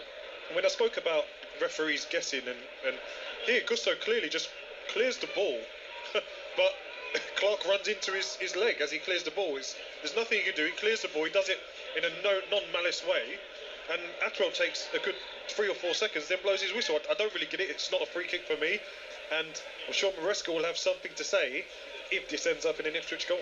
So, up to the hour we move with the scoreline: Chelsea 1, Ipswich 2 at Stamford Bridge, and it's an Ipswich free kick going towards the shed end in this second half at Stamford Bridge, which Leif Davis spins in, and the header away is picked up 20 yards outside Chelsea's penalty area by Johnson, and then the cross from Davis, and it's caught by Robert Sanchez, and Sanchez tries to quickly distribute it upfield, but Ben Johnson cuts that out for Ipswich and stops the potential of a swift Chelsea attack, and maybe creates an opportunity for Ipswich to get at Chelsea again themselves here. Yeah, Ipswich compose themselves, but I think it's the right thing to try and play forward quickly. But now Chelsea on the attack again, and even numbers 4v4.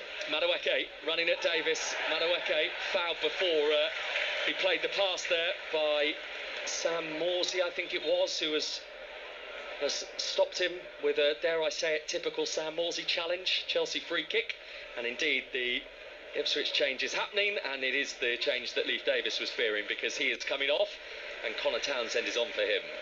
I don't know if it's a psychology one, but he's having a slight limp now as he's coming off. So whether he was injured or whether or not it's I'm getting subbed, so I'll pretend I'm injured. I don't really know, but yeah, Leif Davis could put a really good ball in there just from that free kick. Could have ended with an assist, which might have changed his manager's mind. I know it's very rare that you were ever taken off, Curtis, in your playing career. But when you were, have you ever done a little limp? No. Okay. Usually, if I was dragged, it's usually at half time. So, as a defender, it's like you've not been good enough, you're coming off at half time, or you're coming off because you're coming off for a striker or something. Yeah. So, sometimes you have to accept it. You accept your medicine. Just make sure you're not that bad the next game. But Leif Davis has done well for his team, and I'm sure Connor Townsend is just that fresh energy that they need to see the game out. Yeah, so he's high-fiving everybody who is in that Ipswich technical area, just down to our left-hand side, and he's taking his seat in one of those comfy plush blue Chelsea bench seats. And Chelsea, with the free kick, make a real mess of it. Gusto apologising. He's absolutely thrashed that forward, way out of the path of Madueke, and out for a goal kick to Ipswich. Yeah, he's got lead in his boots. I don't know what that was. Yeah, just a moment of madness. I think he just a bit lazy, really. Didn't move his feet. Just tried to play it to Madueke by standing still and end up lifting it just past Madueke. But yeah, just don't want to give Ipswich any momentum, be it from little mistakes like that, from letting them have little shots. You need to keep that pressure up that they've had in that first 10 minutes and make sure that you're putting those pressure on that Ipswich are going to have to defend for their lives to make sure that they keep the 3 points, let alone a point. There's been a couple more goals at Molineux to tell you about. Tottenham got one back against Wolves through Mateus Tell, but Wolves have gone up the other end and scored a third themselves through Jurgen Strand Larsen, who's been in fine fettle in recent weeks for Wolves in the absence of Mateus Cunha. So it's Wolves 3, Spurs 1 now at Molineux, and Liverpool still leading West Ham by a goal to nil as they inch their way closer to that Premier League title. Both of those games are live on 5 Live, Liverpool West Ham online if you want Wolves against Spurs, and we're on Sports Extra and BBC Sounds here with Chelsea 1, Ipswich 2 the scoreline, but Chelsea with the ball on the edge of the box with Madueke, who's running across the edge of the penalty area, on for Caicedo, who's helped it on for Neto, who's worked it onto his right foot, back onto his left, but Ben Johnson is making sure that there isn't really an opportunity for Neto to cross it. Eventually he has got the cross and it's over Enzo Fernandez's head and out of play for a goal kick. Yeah, it's good work. It's those nearly moments. It's Madueke as he drifts in. Can he take the shot on? No. Moves it on, and then by the time that next chance comes, it's a little bit forced. But yeah, Chelsea's still on the front foot. Ipswich still well in this, still defending really well and not allowing those moments for Chelsea to cut them open properly. But yeah, Chelsea just have to keep this up and stop Ipswich getting any kind of momentum in this game.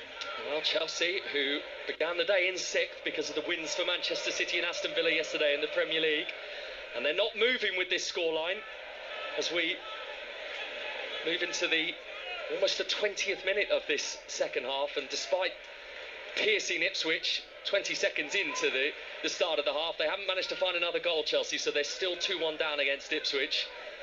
And the visitors in possession with Burgess, their tall Australian centre-half, and forward it goes for Jack Clark. Jack Clark scampering forward up to the edge of Chelsea's penalty area, lays it off and Ciso hits it, and it's right at Sanchez, didn't have any power on it.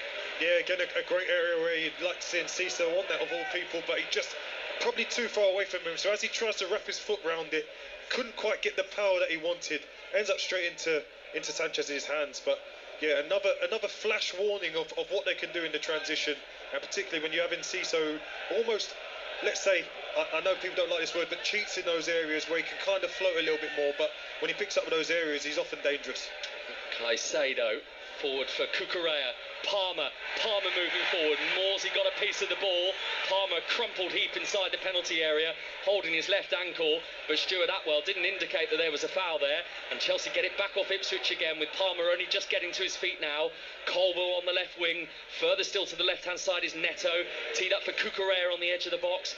Here's Gusto. They're trying to work the space. They're moving the ball with speed here, Chelsea, but can they break through? Gusto gets it back off Madueke on the overlap. At the near post is Jackson, who comes and retrieves it, and then Jackson gets the corner off the shins of the Ipswich defender Burgess. Yeah, well worked. Again, Gusto, a lot of energy there, plays it to Madueke, runs round him. As he wraps it into the front post, Jackson realises that his run's taking him just past the front post, does the right thing, rather than taking on the shot from an unrealistic angle, takes the touch and wins inside the corner. But Stuart Atwell's about to book Palmer now because he's had a few words with him after Morsey's tackle. I've watched it back and I don't think Morsey gets the ball, so I think it's within his rights to have a little bit of a moan, but maybe went a little bit too far from it. But I think that's him showing his frustrations, not only with that tackle, but also with trying to get this goal back and particularly get a goal for himself as well. Well, he's not going to score from the position he's in at the moment, Cole Palmer, because he's gone short for the corner, which is eventually taken long by Pedro Neto it was who delivered it, and Ipswich clear up to the halfway line where Malo Gusto retrieves it. Jadon Sancho is about to come on for Chelsea. He's getting a few instructions from one of Enzo Maresca's backroom staff as Enzo Fernandez plays it into the box. Jackson shot wide and into the side netting under a bit of pressure, and I think now that is the cue for Jadon Sancho's arrival, and interestingly it's Noni Madueke who's coming off. Yeah, I thought it might be Noni Madueke just because he's come back from his injury. He's been really good in the last couple of games. I think the management side of a player, you'd understand that he probably needs to come off the pitch because, you know, limit his minutes, make sure that he's right to make sure he can stay fit for the rest of the season and not re-injure that hamstring. But the player himself, you saw, he's having a good half. He started the half really well. He's having it all his own way on that side.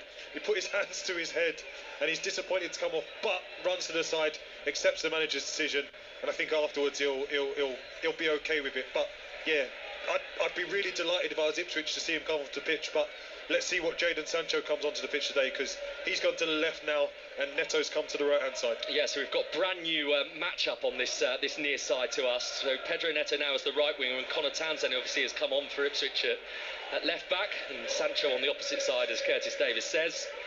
off the back of his 2 assists during the week in that 3-0 quarter-final Conference League victory over Legia Warsaw, which was a big moment for him, as Palmer takes it on the halfway line, brushes Morsey aside. He moves up to the edge of the penalty area with such grace here, Cole Palmer, then tees it up for Cucurella.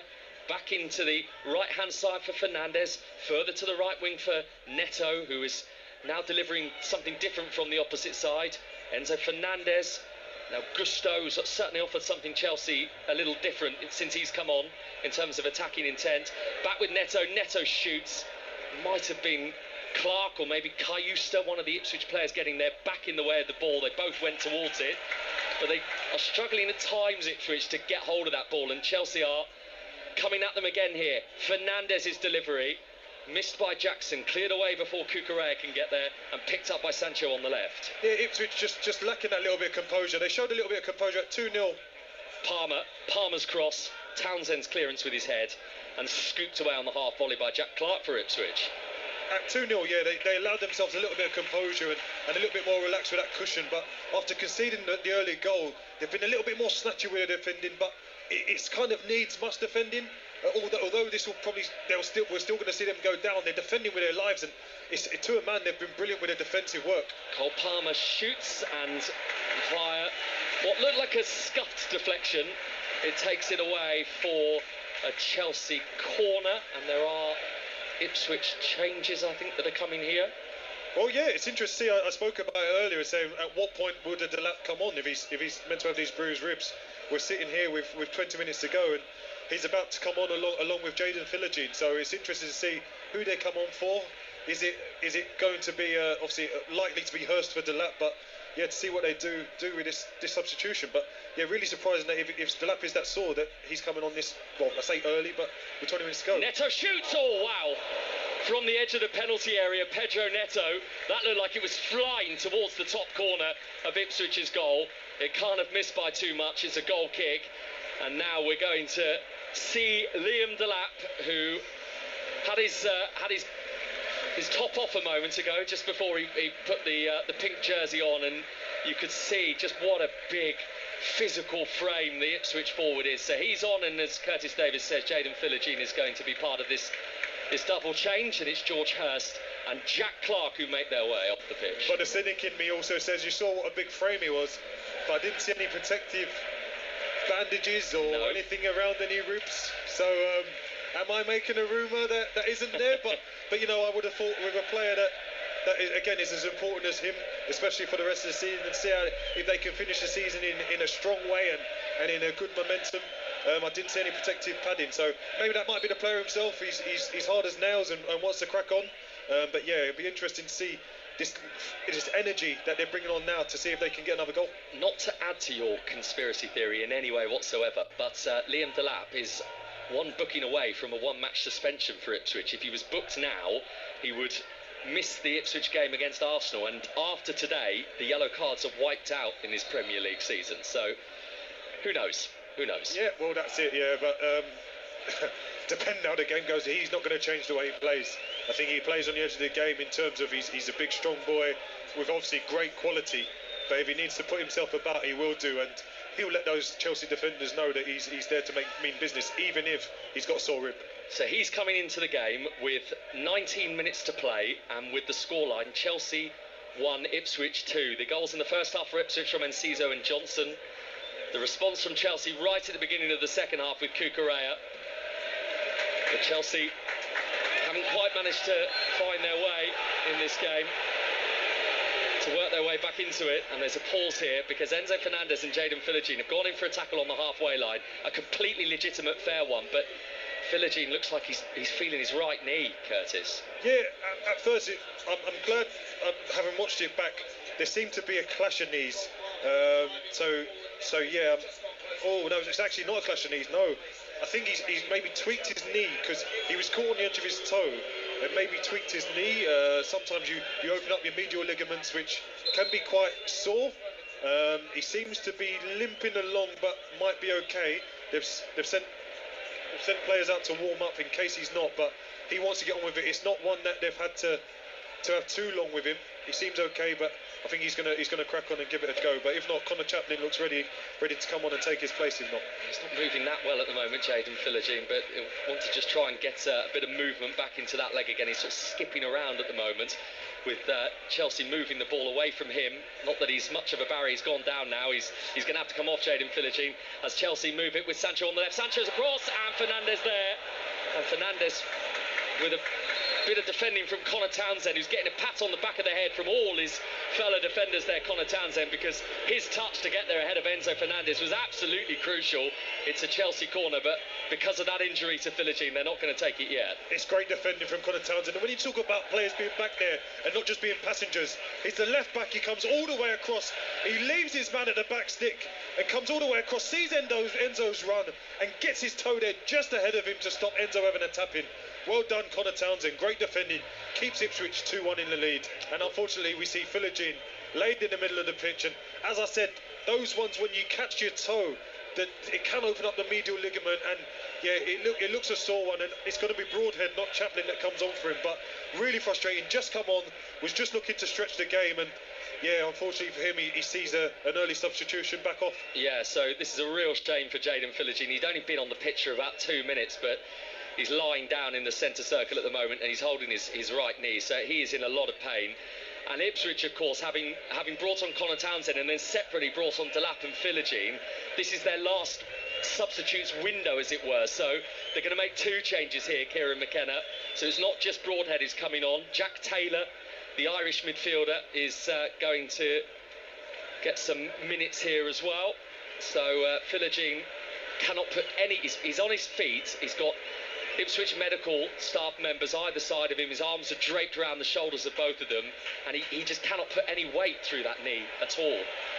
Yeah, as a player and as a player that likes Jayden Philogene, what he brings to a team. He obviously was a January signing that they were trying to kick on and to help them stay in the league. Hasn't quite worked out for him, but you know, today he's really unlucky. He literally only got on the pitch. An honest tackle, you know, both of them went for the ball, and it wasn't the knee clash that we thought it was. The fact that he caught the toe tells you that it's more serious. If it was a clash of knees, sometimes you can run off a bruised knee, but unfortunately for him, he's having to go straight down the tunnel to get treatment. But fingers crossed, that's not too bad. And we've also seen Enciso come off for Taylor, and Enciso's been brilliant for them today in terms of the transitions. He's always been a part of all of them, and yeah, as Ipswich try and see this game out now. Yeah, so finally that Chelsea corner can happen now with the scoreline still Chelsea 1, Ipswich 2. It's from the left-hand side. It's drifted up towards Chalobah. Chalobah wins the initial header, and then Alex Palmer comes and claims it, and then lies flat on his stomach with the ball tight to his chest, just to eat up a few seconds, and we are in the final 14 minutes of this game. And as it stands, a very damaging scoreline for Chelsea and their Champions League hopes. We know top 5, that is confirmed now, will get you a place at Europe's top table next season, but there is a cluster of clubs who are in the mix for it, and Chelsea are missing their opportunity here. But there's still time on their side, and they breeze forward with Enzo Fernandez, shoots from the edge of the box.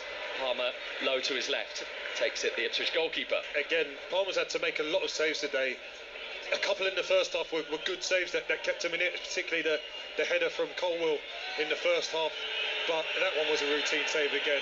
Enzo drives forward, probably should play Neto and then wait for the ball to come back to him, takes it on from 20 odd yards, and yes, easy save for Palmer again.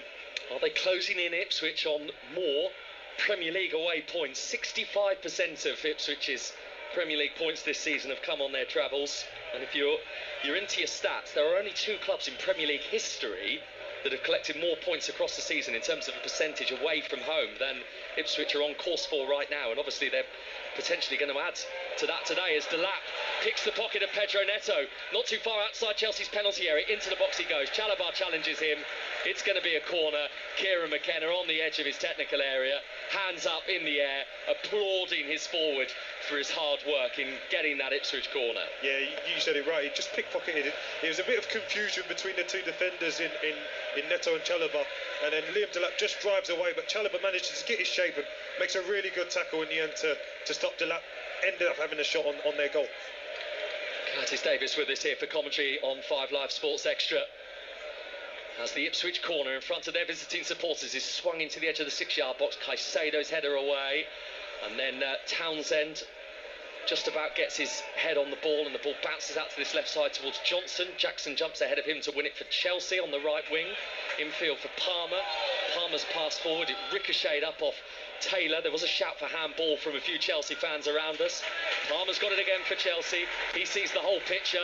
Left-footed pass towards Cucurella. He leaves it for Fernandez. Fernandez in for Sancho. Here's Cucurella. Square pass put behind by the left boot of Dara O'Shea. Chelsea corner. Chelsea 1, Ipswich 2. Another corner. This will be the 10th corner for Chelsea. Still haven't managed to make one work yet.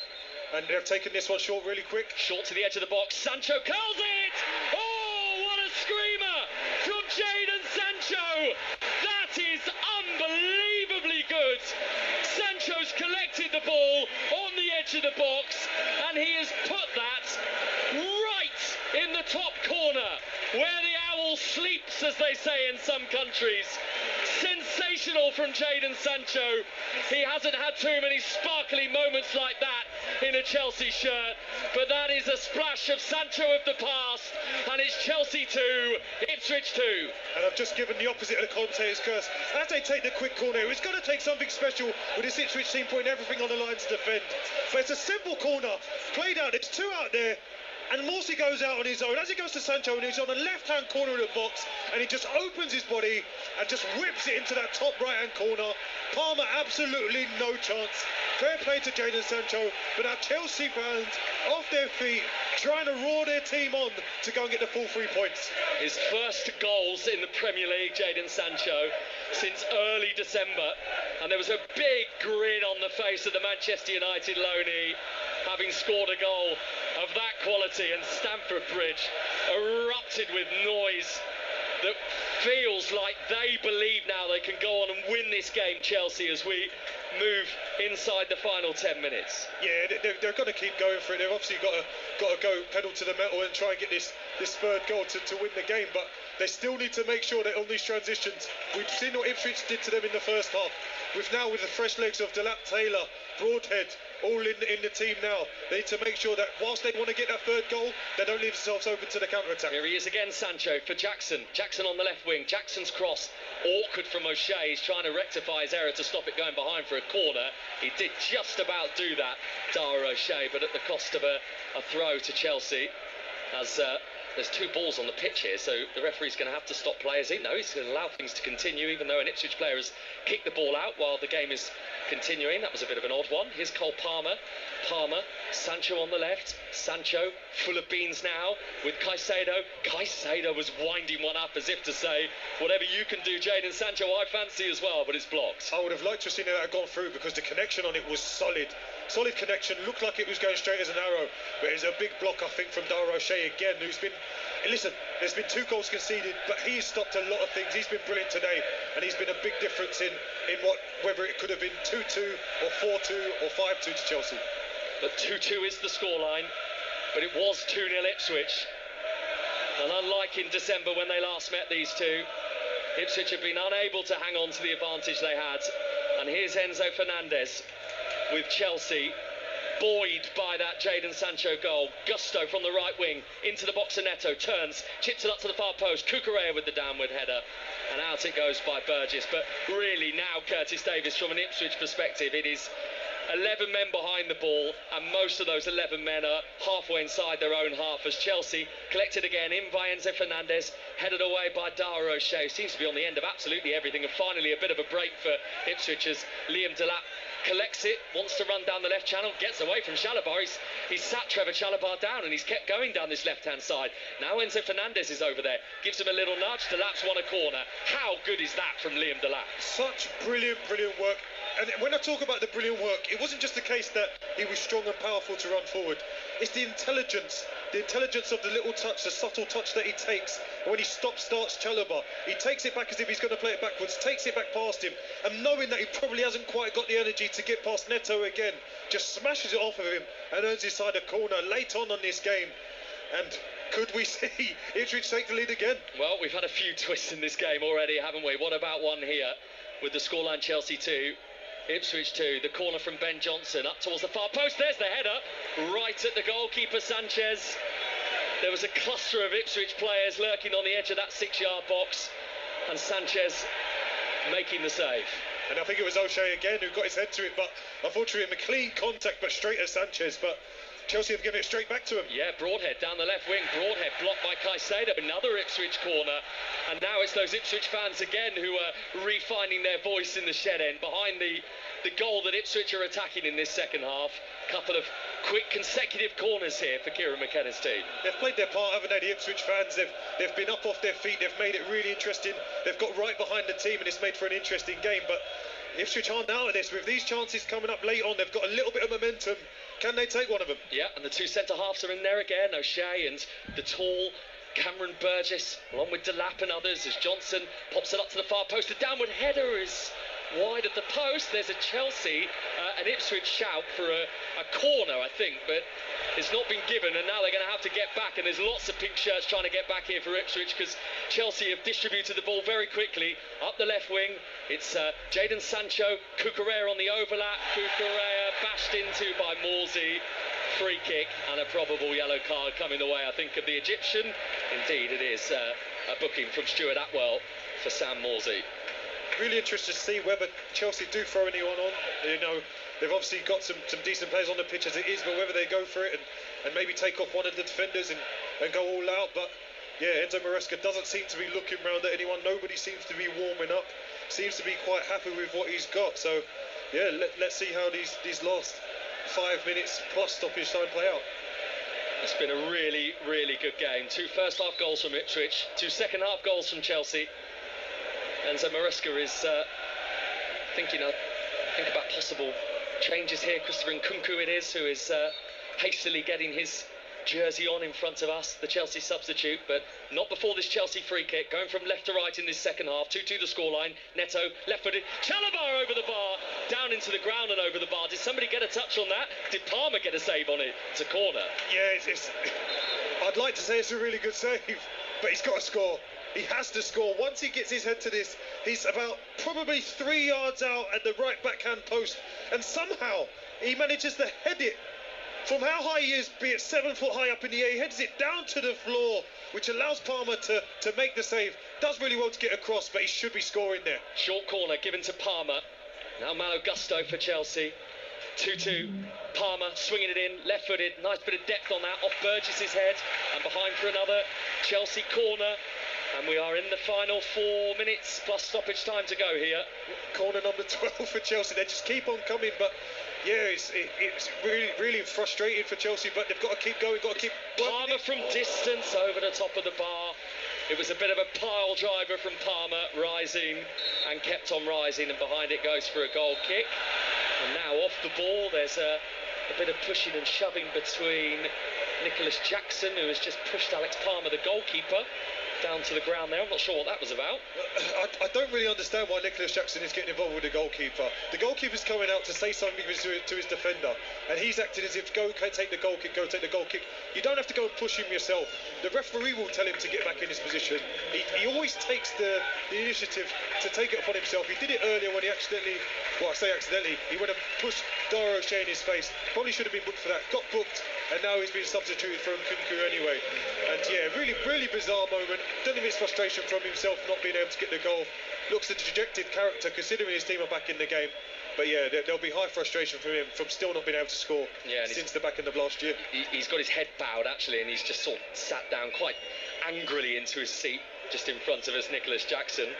Chelsea 2, Ipswich 2. Big week of Champions League football on the way on 5 Live. We've got Villa against Paris Saint-Germain on Tuesday night for you, with Aston Villa looking to overturn that 2-goal deficit, and then Arsenal at Real Madrid Wednesday evening. Full live commentary of that with their very meaty 3-0 first leg quarter-final lead that they have. Masters Golf to come tonight from 8 o'clock on 5 Live. We've got the Bahrain Grand Prix very shortly, which we will bring you straight after the conclusion of this game here at Stamford Bridge, and then we'll be back for a bit more cricket action here on 5 Live Sports Extra after that in the County Championship. But Chelsea look for a winner at 2-2. Palmer into the box for Sancho. Sancho had 2 players around him, was challenged, then put his arms out, pushed an Ipswich player to the ground, and it is a free kick to the visitors, and they will be pleased with that because time is ebbing away from Chelsea. Yeah, really frustrating one when that happens. Sancho tried to play the cross into the box, just cut inside, but Tuanzebe got the block, and as it went into the area, instead of trying to get his body in the way, he just gave Tuanzebe a little shove. Easy decision for the ref to make. Allows Ipswich to get all the men up the pitch, take another few seconds, and take chunks out of the clock.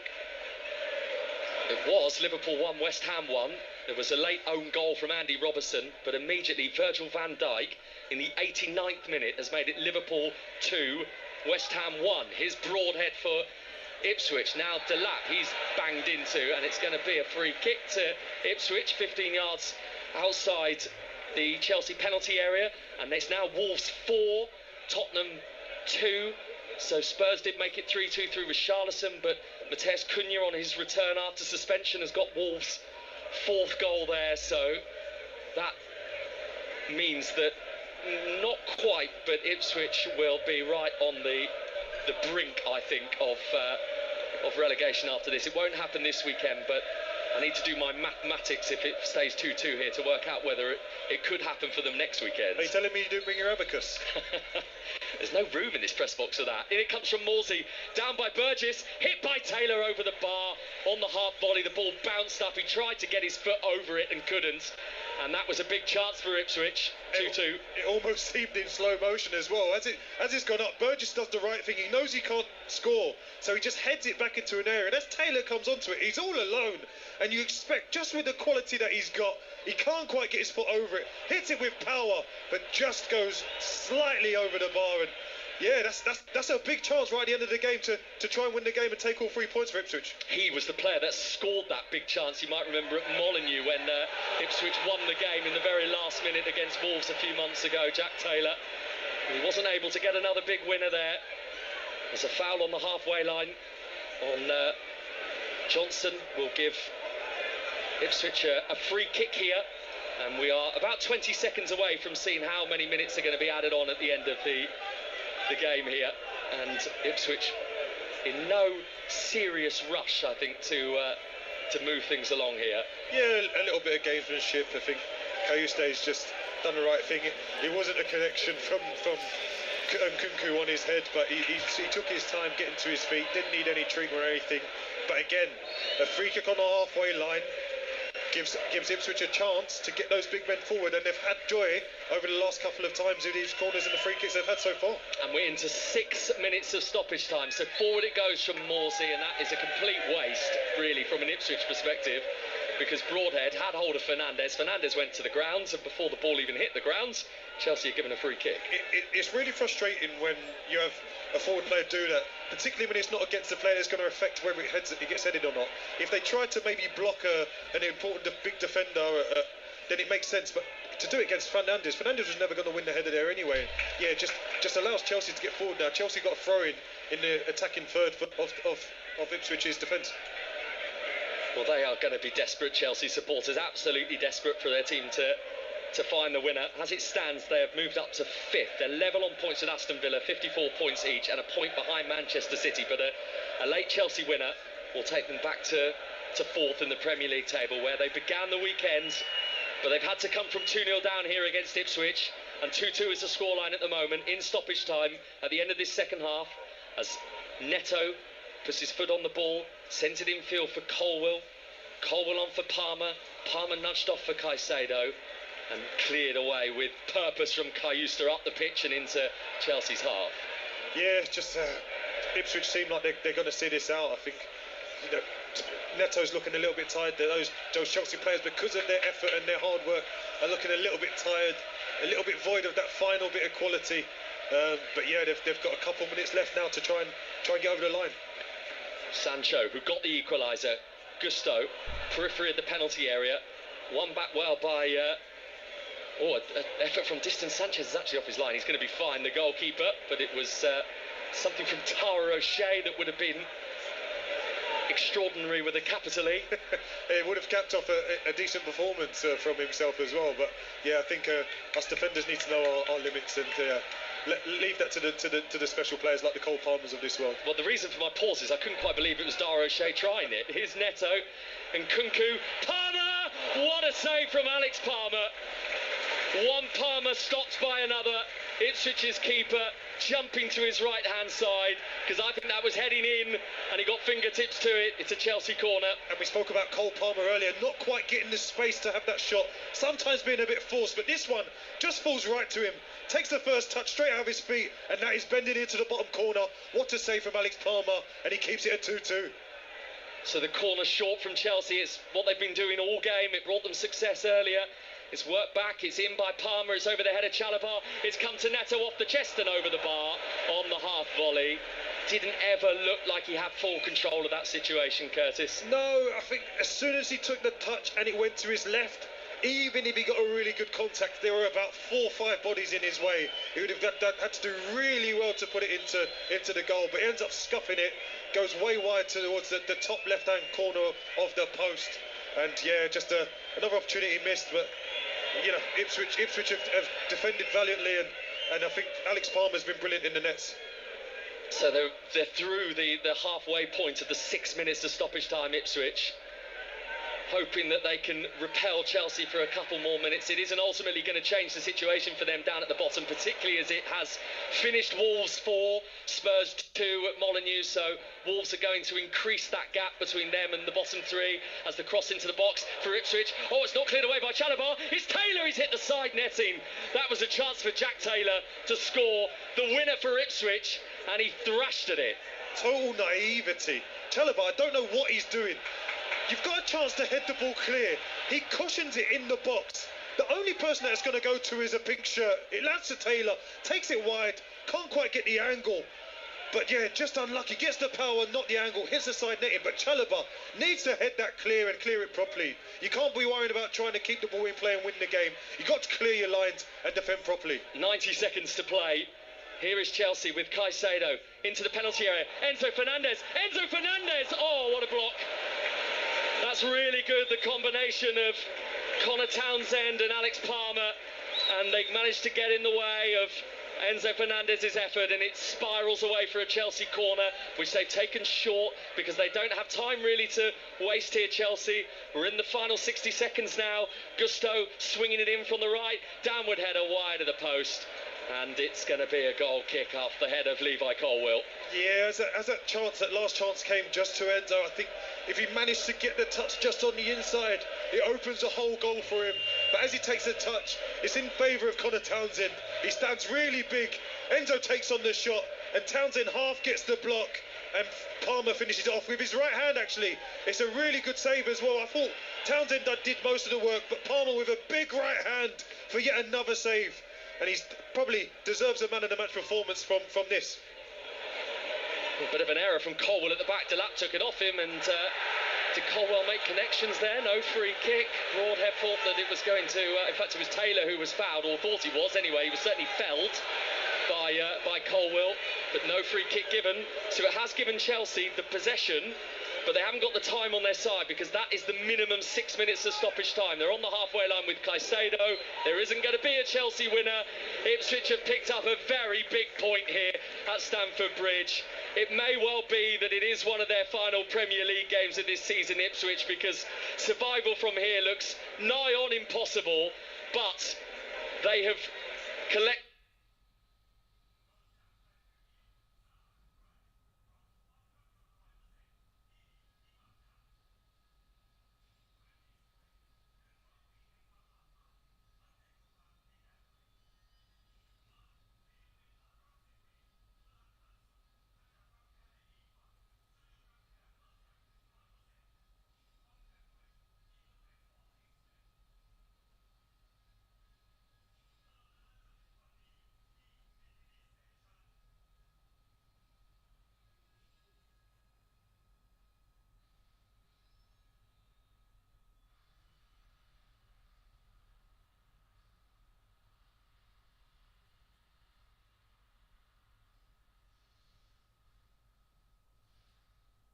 But were Arsenal to lose at Ipswich next Sunday afternoon before the Leicester-Liverpool match, then Liverpool could clinch it at Leicester next weekend. That's how close they are.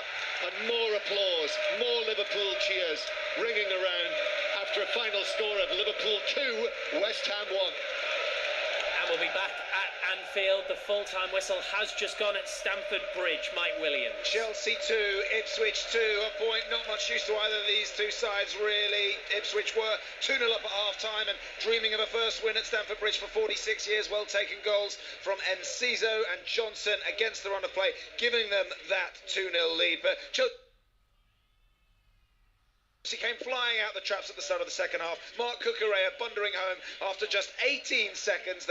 What followed was wave after wave of Chelsea pressure before the home side finally equalised through a sensational Jadon Sancho strike. The substitute letting rip from the edge of the box, sailed past Alex Palmer into the top corner. Chelsea were desperate for a winner, had two good chances in injury time. Cole Palmer and Enzo Fernandez forcing good saves out of Palmer in the Ipswich goal. This result, coupled with Wolves' victory earlier, now means Ipswich 14 points from safety with 6 to play. As for Chelsea, they stay in the Champions League places for now, but could be replaced by Newcastle come this evening. Full time here, Chelsea 2, Ipswich 2. In the Scottish Premiership, Hibs have just doubled their lead against Dundee. It's Hibs 2, Dundee 0 at the top. Remember, Celtic were about 10 seconds away from confirming their Scottish Premiership title earlier. It's obviously going to happen, but not today, because 10-man Rangers scored a 95th minute equaliser through Yanis Hadji at Pittodrie. It finished Aberdeen 2, Rangers 2. What about the EFL Trophy final at Wembley? Birmingham, Peterborough, Aaron Paul.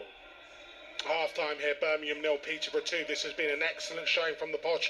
They've been tactically excellent, Steve, giving Birmingham all the possession they desire, but looking so dangerous on the counter every time they push forward. Harley Mills broke the deadlock 15 minutes in with the most gorgeous of left-footed free kicks that nestled over the goalkeeper Rocky Allsop and just tucked into the top corner of the net. Poch came closest to bagging another goal. Birmingham defending well, but the second did land before the break. Hector Cipriani from the edge of the box with a stunning strike from the edge of the area after another counter-attack. Birmingham, with it all to do then, they haven't had a shot on target, and I wouldn't be surprised if we saw Alfie May early on in the second half. Plenty on the bench, 45 to go.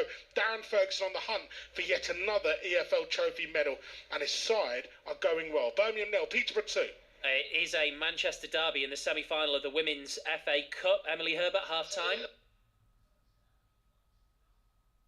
Final question. Yeah, and United are in cruise control. They lead Manchester City by 2-0 at the break. Celine Vizé open.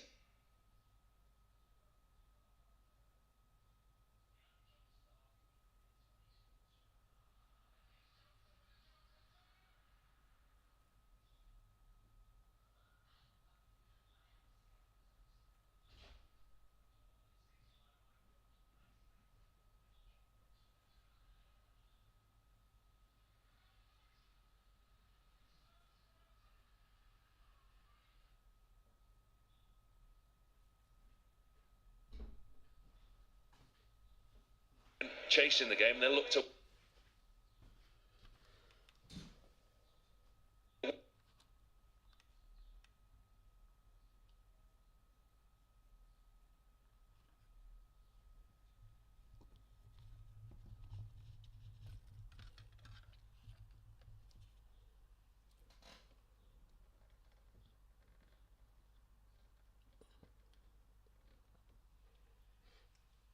Hello, my Chelsea fans. Hello, guys. I don't think Chelsea are really ready to qualify for the Champions League position because the way they are playing, guys, what the first half. The first 30 minutes of the game, it looked like Chelsea are sleeping because I don't expect Chelsea to look or draw against Ipswich Town. I expect this game to be like 5-0, but was so boring for the Blues. Guys, this is not the Chelsea we want. We want Chelsea that once ago, Chelsea was that team that anytime Chelsea are playing, we are proud of it. But guys, this is not the Chelsea. We have backed the manager a lot. You don't have to underrate teams because Premier League is not a team where you underrate other teams because this is Premier League. You have to put this in his head. You don't have to underrate other teams because Premier League, trust me, if you make a mistake, you will pay dearly. And this is what Enzo Maresca have confused to learn. He has rejected to learn this because the Premier League is a league where you don't need to make a mistake. You have to play with your best team every match, day out, day in. Guys, Chelsea signed a lot of players for the manager, and the manager failed to bring results. Guys, we need results, not nice football, playing nice. That's why I like Joseph Mourinho, because Mourinho is a coach that he doesn't care about nice football. He cares about result. We need result. 3 points every match. That's what we need. So I hope our coming match will be better than this. This is not the Chelsea we want. We want result. So guys, don't forget to follow us for more Chelsea news and updates and transfer gossip. Transfer window is coming, and we know that Chelsea would love to sign a striker and also strengthen the defense. And also we need a new good goalkeeper. So let me know in the comment section down below. And thank you for your time, and thank you for following us, and thank you for the views. So guys, don't forget to smash the subscribe button. Follow us for more Chelsea daily content and more live stream. Follow us for more. See you in the next video. Stay safe.